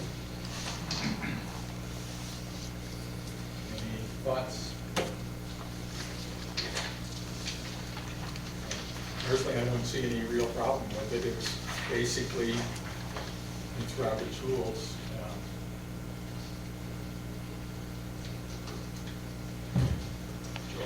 Kim? So you'll remember at the last meeting, there was discussion about the definition of substantial. And if you don't define substantial, then I would just recommend that you revert to the common usage of that word, which would be the definition that's in the dictionary. And I did do some research on other counties, and I know for a fact that other counties have this rule, but it's my understanding that when they moved from the two counties that I'm aware of, moved from maintaining their own code by the county to service, they removed the rule. So I wasn't able to grab the rule out of the two counties that I knew were in existence. They moved to Muni code and they removed all of their rules from their county code. So I guess I would just recommend that if you leave it as is or as proposed, I could prepare a resolution / ordinance to bring back to you for sign off and then send that to the county board if that's your desire. Would you like to comment, Dave? Well, I'm going to repeat my objection. You know, to take an amendment and refer it from the county board to a committee just seems out of line to me. You know, it's an amendment. It's not the main motion. And, you know, everything I read in Roberts tells me you can take a main motion and refer it, okay? So that's my initial step. The other thing is, I mean, what happens, you know, at budget time? Are we going to start to refer amendments to committees and not get action taken or whatever? So, and then reading Rule 14, it says any matter on the agenda. Obviously, the amendment's not on the agenda. And then lastly, I would say, you know, if I read the minutes, I mean, it was just referred to you. I don't know what direction was given to you, but it was given to the exec committee to do what I don't know. And then I had to come here and try to explain, I guess, what the purpose is. We all know what the purpose is. It's this reconsideration. You know, to take the same amendment, or to, excuse me, take the same resolution and bring it right back 2 months in a row just seems wrong. And, you know, hence, you know, I write up a rule to say we can't do that. I mean, Roberts has a rule for reconsideration. And this clearly was reconsideration of the same thing, but was out of place. So, you know, unfortunately, to fix the problem, you know, we got Rule 14, says you can send it back. Now I'm saying, you know, it better be substantially different, otherwise, you know, we're not gonna reconsider it. Substantially different, you know, it's looking for problems down the road on that, but maybe I can ask Kim, reconsideration in Robert's rules is only to reconsider a motion that was defeated, and you have to be in the majority or the ruling, or the one that won the motion, you have to have voted for, terminate that or whatever, to be able to bring reconsideration up. And my understanding of reconsideration of Robert's rules is that's all it will do, is just reconsider the other motion that was beat. You are correct about that. So Then reconsideration. what happened is, that I wasn't at this board meeting, that when it was a reconsideration asked, they came in with actually a new motion to change the numbers and then the whole thing. I can understand Dave's concern on this one. So you're right about reconsideration. It has to be moved by the supervisor on the prevailing side, and it has to occur in the same meeting or the immediately subsequent meeting. Right. So that is correct, and I believe our rule says a regular meeting, so not a special meeting. Okay.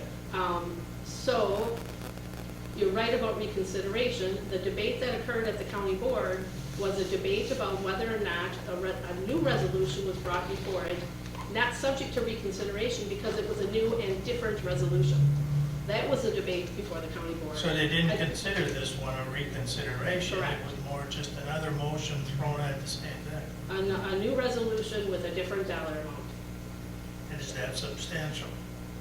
And that's the debate. Is it substantial? Is it a substantial change? Because, you know, without, and I'm not going to debate how it was put on the agenda. I'm not doing that here. But the issue was it substantially different?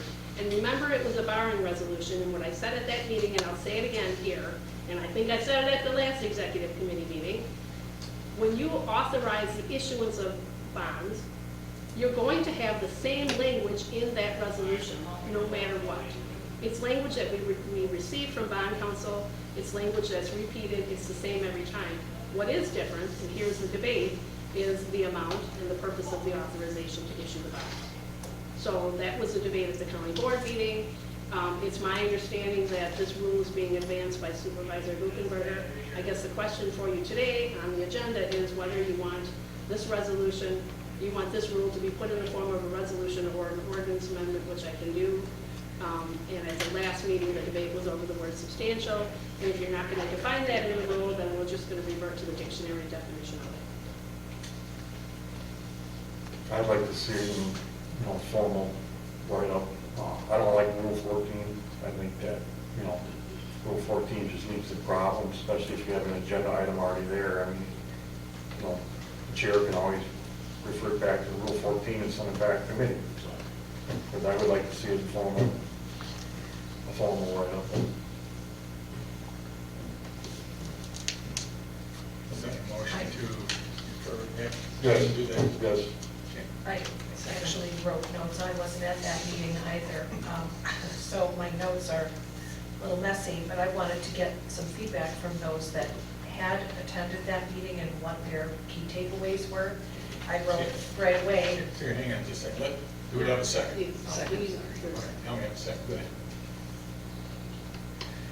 And I wondered if based on what Supervisor Gukenberger said, if really this is a matter of referring back to Rule 14, as he was specifically mentioning that this was an amendment, which isn't how it looks when I look at this. I didn't realize that an amendment was being referred back.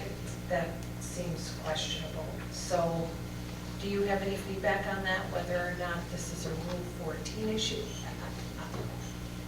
I think what's before us is Dave's recommendation here, and that's it. And you want to see Kim rewrite? Draft it up formally so we can review it.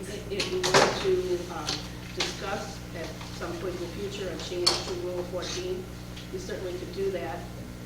I will just tell you that, remember the rules, and I've said this before, the rules are to facilitate orderly business and transact county board business in an orderly fashion, and not to be used as tools to thwart orderly business. And I'm not suggesting that you're doing that. Rule 14 does give discretion to the chair to refer back to committee to lay it over without a motion if the chair of the accounting board decides that, hey, this needs more study, or it's not ready for action. So if you want to take up Rule 14 at a different time, certainly we can do that.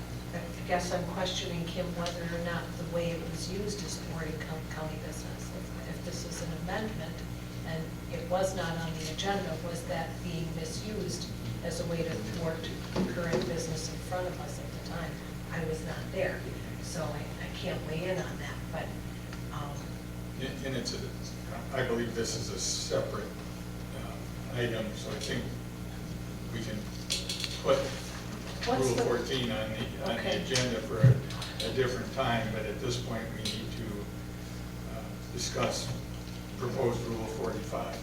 And the motion is to have Kim bring a resolution back for consideration. Can I just ask one, do you have handy, before I look it up myself, the substantial dictionary definition in front of you? I do. Okay. Because I looked it up before coming to the meeting. Substantial is defined as of considerable importance, size, or worth.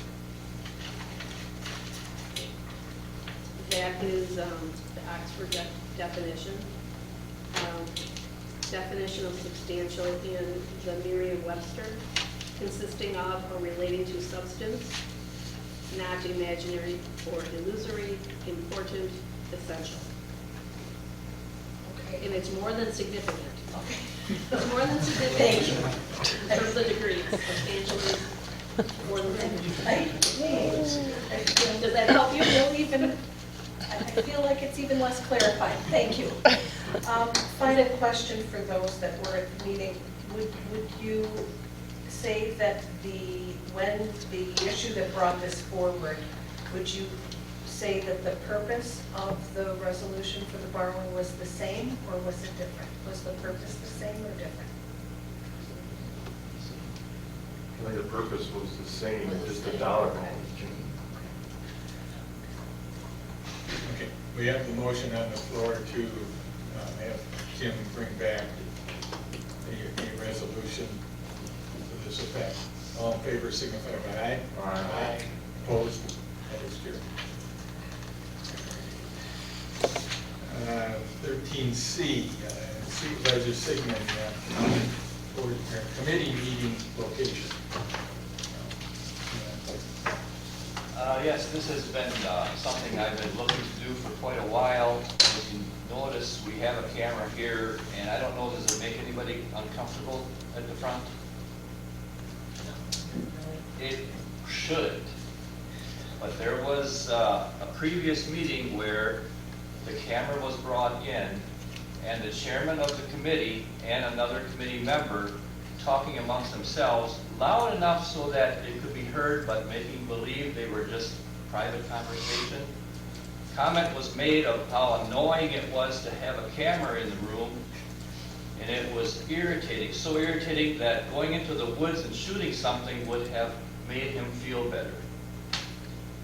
This is not the type of professionalism that we need to express to a public citizen coming in to a public meeting, to a public committee board doing public business. I've talked to other supervisors of other counties, and when I say our committee meetings aren't recorded, they say, why not? That's where all the decisions are made. That's where debate is supposed to happen. And I think it is just a terrible thing that we are, why? When I talk to other public people, public citizens about, yeah, we have committee meetings, but they're in the daytime. What is their impression of it? And it's not recorded? Well, what's going on there that we're not supposed to know about? This is the type of image that we have at Dutch County Board, especially at committee meetings, and I would like that to change. I don't want to have to drag a camera into the committee meetings to see what's going on and have it recorded. I think it's something that should have happened a long time ago. I think it's a travesty that a well-respected chairman of a committee and their committee member would have this type of attitude against that. I really encourage you to consider this as moving the committee meetings, all committee meetings upstairs, I guess, wherever it can be recorded, or if it can be recorded in here. But we should not be having any county committee meetings anywhere without the meetings recorded, really, to be transparent as we like to think we are. Thank you. Thoughts from the debate? I don't have a problem having committee meetings recorded. I think that it's 2022 and we might want to catch up to the rest of the state with regard to their, I know that the concerns that have been listed in the past include storage, the cost of storage, and I'm not sure that, I don't know what that cost is, and Justin's not here to even weigh in on that, unfortunately. So, Did you have a comment, Kim? I don't mean to interrupt. that's okay. The chair of the IT committee is here. I believe that it has been discussed at IT. You're correct in terms of storage. Once you record a meeting, if you're going to record it, it's going to be a public record, and we're going to need to retain that record. And the location, what is on the agenda is committee meeting location. As you all know, as supervisors, committees meet in various locations for the convenience of those that report to the committee. And I'll just give an example. JPP meets over at the courthouse because you've got the judges that come to those meetings, as well as the district attorney, who also have time commitments in the courtroom, so it is a matter of convenience for them to meet over there. If you're going to designate a specific location for committee meetings, I would just ask that you consider which room you're designating. I don't think that Supervisor Siegmann has indicated, use the county board room or this room. I don't know which room would be suitable, but I will tell you that I think before you decide to make a rule of a specific location for committee meetings, that probably should be investigated. And maybe that's been done at IT committee, I don't know. Okay. Yeah, sure. So you almost have to look at B and C on this agenda together, because quite honestly, if we're gonna have virtual meetings, it's gonna be impossible to do that at, for JPPBs or maybe Health and Human Services, or any of the other locations that we hold these meetings. I mean, the only place that I know of is the county boardroom and this room that actually has equipment to do in kind of virtual meeting. So, I've talked to Justin about, trying to locate some equipment and what it would cost and things like that. And that was perhaps in this room or some other room in this building. But, as you look at both of these together, I think you need to look at B and C at the same time. That's a very good point. And the other thing to consider as well, again, before making a formal decision on this, is whether the request is to extend it to, for instance, the Nutrition Advisory Council, the meetings that occur at night that are advisory, or are you just talking about standing committees, like your executive, your JPP, your finance? So I think that needs to be thought through. You're talking about ADRC, where there might be some reasons, very good reasons why they meet at the Human Services Building to accommodate certain needs and certain citizens, because as you know, not all of the boards and commissions have just supervisors, there's others on it. But it is a good point about if you're gonna have virtual meetings, one of the things that needs to be in place is where if you're gonna allow supervisors to attend virtually, you've gotta have obviously the equipment to accommodate that. The other thing is I've been to a lot of meetings over the years that, you just have to have a deciding vote taken, and it's before the board meeting, to maybe go, okay, we approve this or whatever, we get the committee down now. And you don't have access to some of those rooms because it's not, you've got people coming in, and I don't know, you don't want to make it so cumbersome for committees to be able to schedule something like that, because it's got to work too. Well, and if it's decided that it is this room, you know, see the room scheduler is in the room, this room isn't always available for committee meetings. Other things get on the calendar early in the year, and fortunately or unfortunately take precedent over a committee meeting. So there's a lot of things that I think you need to consider. Courtroom maybe you have security is considered. another one. Sorry. Are you going to have that here? Yeah. I think this is something we need to think about over the next month and bring it back next month. I think we need a lot more discussion on it, at least to see how it's going to be workable. And I'd like to know some costs, because like I know in some meetings I run, we have to have a tech person there, and then if someone calls in and required me to have two, I mean, it just takes people too, though, and I'm good with it. I think the transparency idea is awesome, but the practicality of it and how much money is this gonna cost? I guess I'd like to really know the cost on it. That's what I'd like to know. One thing that Counsel brought up about the, what is it, the Sheriff's Committee. Anyway, having judges attend, they do, but a down and dirty way to get around that would be to have them just call in on Teams. They will be a part of the committee. They wouldn't even have to come over here. Their voice, at least, will be captured when they're asked a question. That will be heard. When they responded would be heard. There's different ways you're going to have to look outside the box to do some of these things and to keep your costs down, because cost is going to be a big thing. As far as those quick meetings that we have, I would probably just do it for regular scheduled committee meetings. That would, because this happens, these are not regularly scheduled committee meetings. And that's how I would handle that. But again, there's a lot of discussion that needs to go into this, a lot. Okay. And again, I would just emphasize that your consideration of whether you want it to apply to boards and commissions, and as the discussion is going, I'm thinking about the impracticality of having a meeting recorded if you're the Board of Adjustment. They do site visits, they do other things, and it's pretty difficult to, from a practical standpoint, have a Board of Adjustment. Anything's doable, but I think from a practical standpoint, I would recommend that you probably wouldn't apply it to boards and commissions. But it's certainly up to you. Supervisor Siegmann, would you be willing to research further and bring us some more information on, to try to answer some of these questions? Oh, sure, that's no problem. I think if you talk with IT and some of the other players, it'd help us a bunch at this committee. Very well. Thank you. Number 14, County Board Strategic Plan, next steps. So, I believe at the last meeting, there was some discussion about the strategic plan. I had a meeting with Brett Remington along with the then County Board Chair Russell Kotke about the next steps in the plan. And ultimately, the discussion went in the direction that the executive committee should be the caretaker of the plan.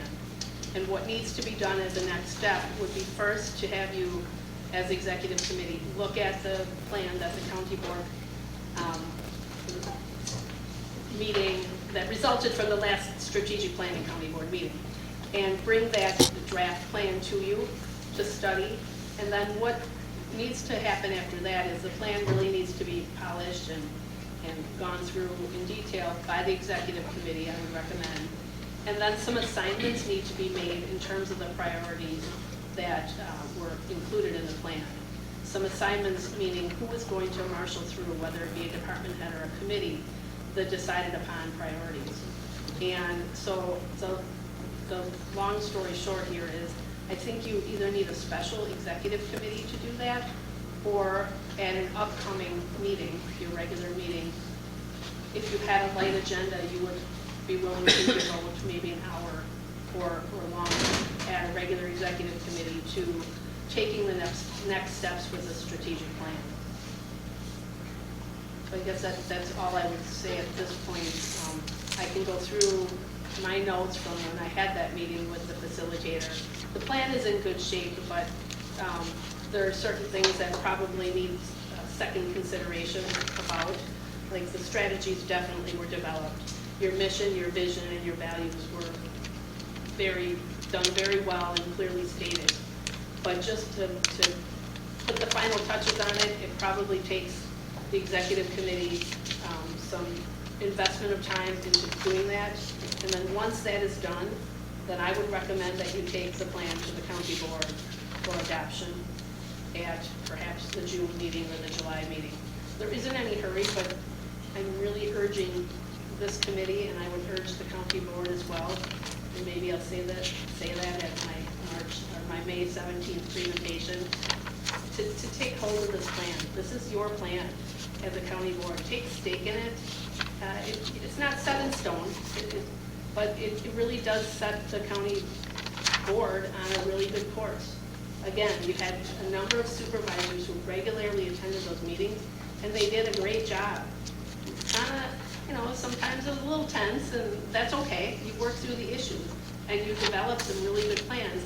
And I think what you'll see from the resolutions that come out of the ARPA committee, it really aligns really nicely with some of the strategies that you developed in your strategic plan. So I think this county board, the current term of the board, you've really given them a head start on some of the goals in your plan, which is really good. So that's all I'll say unless there's questions. Again, I can recite to you my notes and the actual next steps and the details of it, but just on a high level, I would recommend that you either set aside a special committee meeting to go through the plan, and I can give you the draft, and I bring my computer and we can work through it, or you make it a point to have a light agenda at some point in the future and have the strategic plan follow up as an agenda. I know your workload right now, Kim, so I'm not sure that is something you're going to be able to do right away. As a thought, just to throw this out, would the committee be comfortable if Rob and Andrew and I, as the chair and vice chairs, sit down with Kim and put some ideas together from that and bring that to this committee? So it's massaged a little bit and brought. You better work with the original. With what? And then anything that you eliminate, you'll just put a line through that so we can see what is Yeah, taken and I think out. we bring all things. None of us here were involved with the final wrap-up.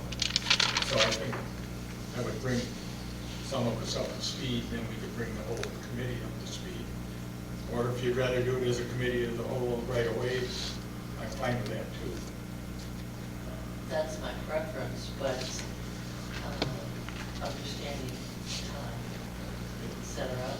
I wouldn't have a problem as long as I had everything that was to start with, any additions or changes that you're making. I want those noted so that we're. I don't think we would take anything out. We would just kind of organize with him and get us up to speed to lead the discussion.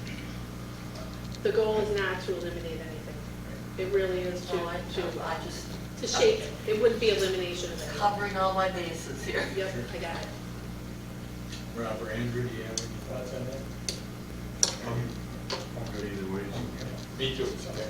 We'll end up going through every line, because we can think of together, and then have a recommendation, and here go again, and then at least we have thoughts about each line.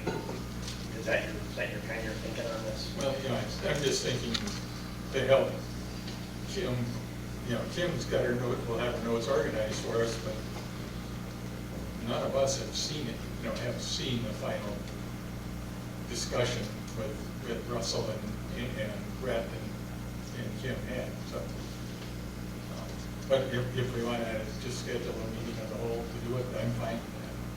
Maybe the initial meeting should be a meeting of the whole. I think there were 33 board members invited to participate, and then it got relegated to the executive committee as a whole. And so I think that just, at least for the first one, perhaps we should start. I'm fine with that. So we'll just have to. Motion? Well, I don't know if you need a motion. We'll try to schedule. I don't think you need a motion, but just feel free to take it up in terms of your schedule. That's where you take care of it. We'll try to see how our schedule looks for Kim. She has time to do that. June looks good for me. What's that? June looks good for me. For now. Today. All right. Number 15 is County Board Chair Report. As a report, basically, I've just been trying to get up to speed in the position, so committee assignments and so forth.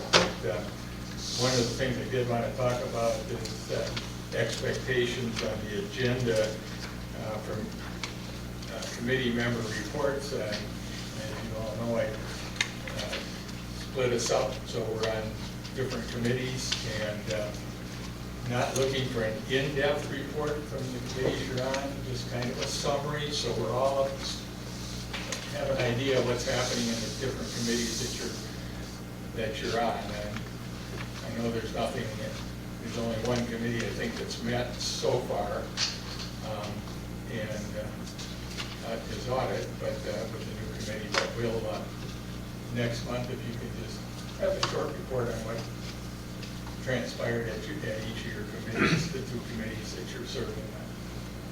Would you like that as an oral report or as a written submitted ahead of time? I think an oral report is fine, and it'd be a little question and answer session at that point. And, it's a work in progress since it's new, so we'll see what we're going to, how we can work with that. So,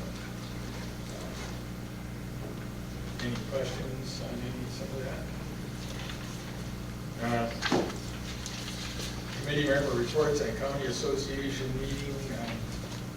One of the things that is here is a request from the counties association For any resolutions for the annual business meeting, if we have anything from Dodge County that we would like to bring to the County Association Resolutions Committee and eventually to the conference for consideration, we need to have those in by June 20th.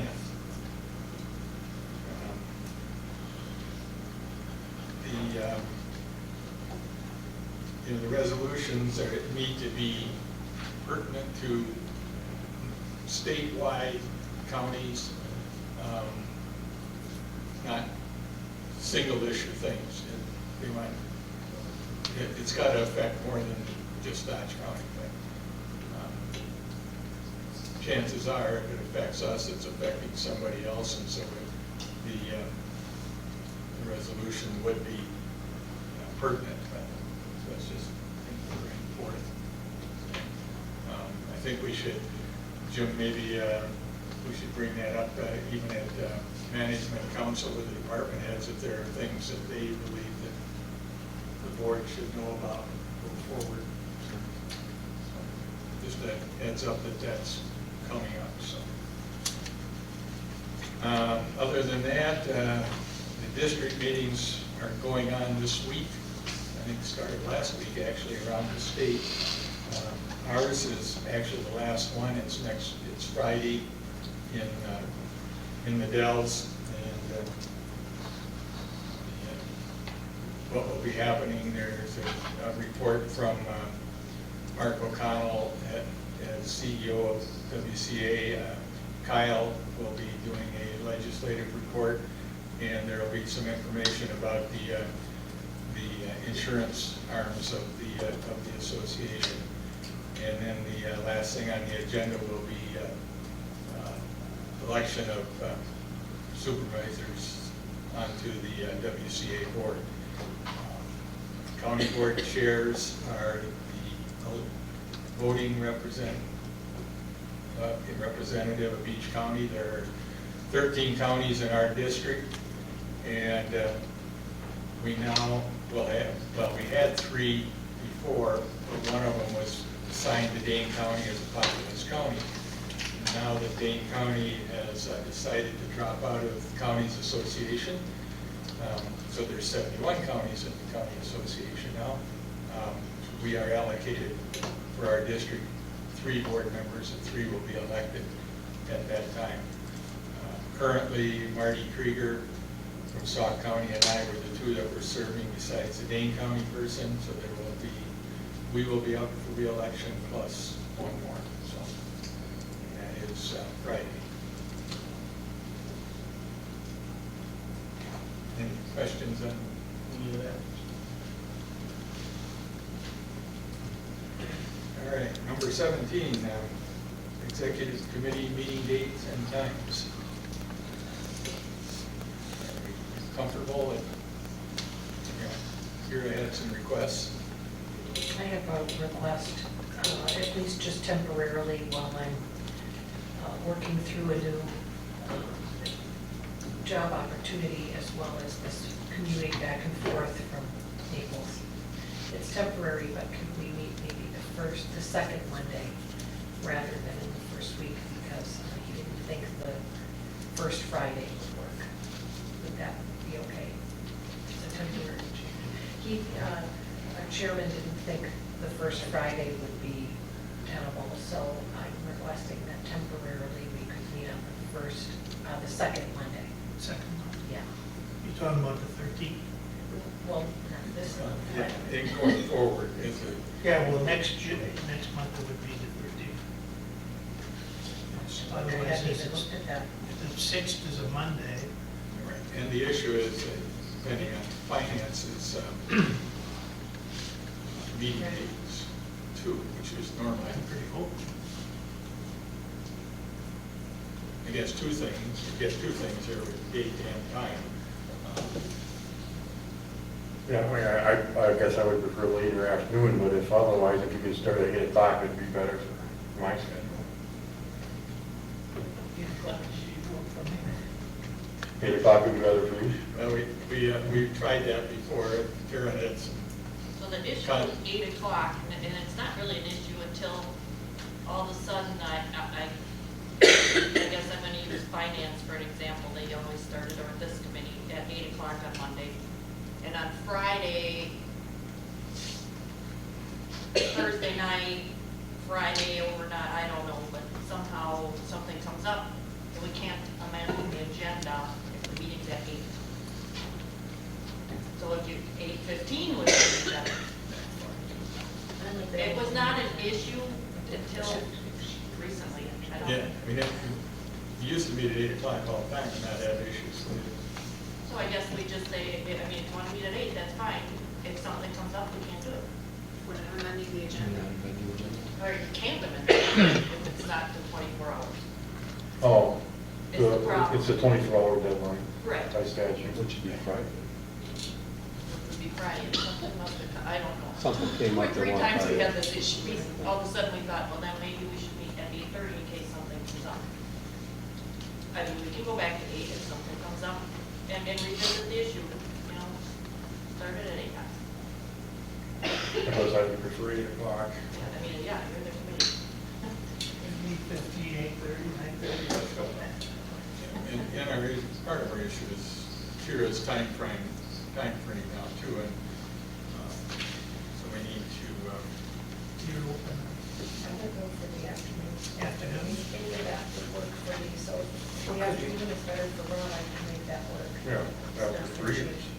After 3? Or 3.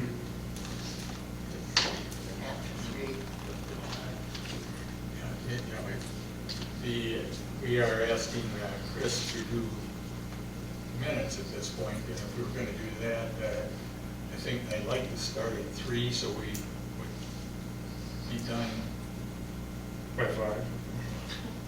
somewhere in our workday. Yes. Right. Yeah, 3's good.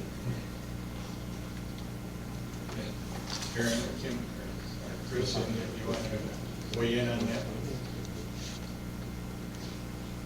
Are you talking on the 13th at 3? Well, as a general going forward, this would be, yeah, first one actually. And would you still want the second Monday of the month? This one, I didn't even look at that for June. That really pushed it way farther out than I needed. I'm trying to, if I'm being honest, I'm trying to buy any airline tickets all at once so that I know when I'm coming back and forth. This has been really difficult getting back here. And then if I have it all set, then it's easier, but I also have some core hours that I'm going to need to fill for a new employer. And they're waiting on me to get my stuff done here, and I'm waiting, just trying to get some answers solidified so that make progress. I don't need it to be the 13th of June. I could meet any day, after, probably not the 6th, unfortunately, but we could do the 9th or the 10th, that one in June, but, second Monday would be best for their schedule. It's temporary. Jim? Just one issue, needs some coordination. I don't know when the finance committee is going to meet, but if there's a resolution coming out of exec, that'll need to be signed off by the finance committee for the fiscal note. And so I don't know, as an example, in June, but the county board meets on the 21st, right, Karen? Yeah.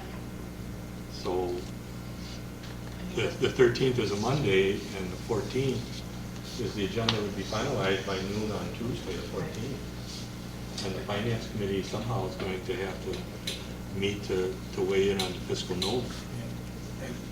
That's where I think afternoon meetings are going to be problematic with finance, if you try to do them the same day. Karen, we have to have a 24-hour notice to add something to like the finance. We don't have this agenda. Agendas need 24-hour notice. Yeah, so as long as we weren't the same day, if we were meeting Thursday or something like that the week before, would that work for you, the end of the week? in the first week. Is that an issue? Well, it would work unless we're looking at June 2nd. Right, it would work great, except for when I looked, when Dad brought up June. That was, Thursday's not a good day for me. You know, it's gonna be one or the other. I guess that's what I was gonna say, does a Tuesday work? You know, it doesn't have to be a Monday. Right. Yeah, I'm good with doing them days of 6 to 10. Yeah.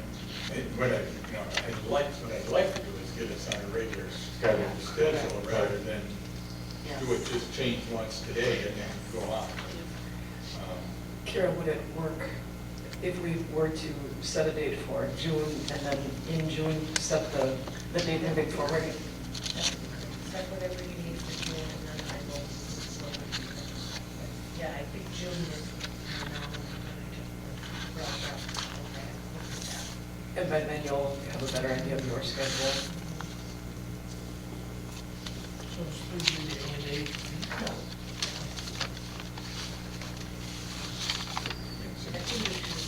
Tuesday, then.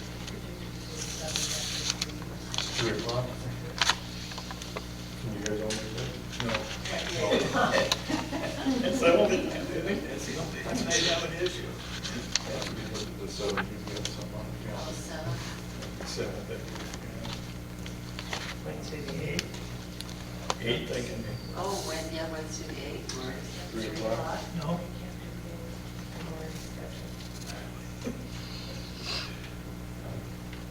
Can we do the 10th? You know, historically, if it's late in the afternoon on Friday, it's not good. I have to visit you out of town. What about the 9th? Dan's a 9th to work for Dan. Doesn't work for me either. Well, if we don't make it on a regular Thursday, I could do the 9th at 8 o'clock or something like that. I can't do that. Okay, that's fine. Oh, that's fine. Oh, if we're just doing it, just an anomaly, what about the first week of June, the Wednesday afternoon? If we're looking at afternoons, Friday doesn't work, Thursday doesn't work. The 1st? Yeah, first, second. I'm not here. Yeah, you'll come back. I'm not here. That's Right. There's the 13th for 3. The 13th was fine, but it. How about the 13th at 3 o'clock? Does that work for everybody? I'll be in Washington that whole week. In Washington? I don't think you're gonna get a date for everybody. It doesn't look like it. You gotta get it So the somewhere. original date published anticipated was the 6th. That was your original plan? Right, at Yeah. 3 o'clock. At 3 Would that work? 3 o'clock on the 6th, would that work? I'll try. If I can't come, I can always call the chairman and appear virtually and not vote, but still be here. I'll try. Right. Well. You're flying back in that day, you think? Tentatively right now. Hard to make a plan until after the finance committee meeting and to solidify all of this stuff. Well, and keep in mind, there's tentatively planned face-to-face interview with the administrator candidates on Friday the 3rd. Correct. And then Finance Committee, there's going to have some face-to-face interviews the following week, correct, John? On the on the 9th, ninth. right. Yeah, and so, you know, Okay.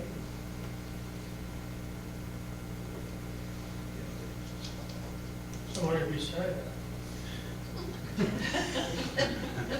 I don't know.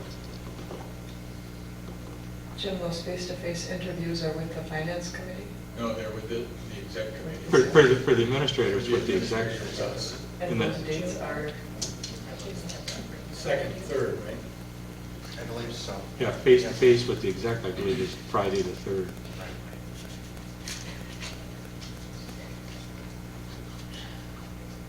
and that was at what time? I don't believe the time's been established yet. I don't believe so either. But the dates, but the candidates, believe have been notified. It's the first, the second, and the third. Right. I cannot make the third, but doesn't mean you can't be. Yeah, 'cause we've got, I think we have the candidate face-to-face scheduled already for the third. It might even be the second and third. I thought I have that second and third. Was that information, did I miss that in That's been, Prior committee. It was prior committee discussion. Friday, it was the exec committee scheduling with PA for the timeframe at that point. I know we're just getting started with all of the scheduling and with the committees, but it's sounding like we're going to need dates as far in advance as possible. Yeah, and, you know, the issue is that we had the recruitment started in the old executive committee, and now we're, what you doing? Exactly, yeah. There'll be bumps. So, we're gonna try for the 6th at 3? Sure.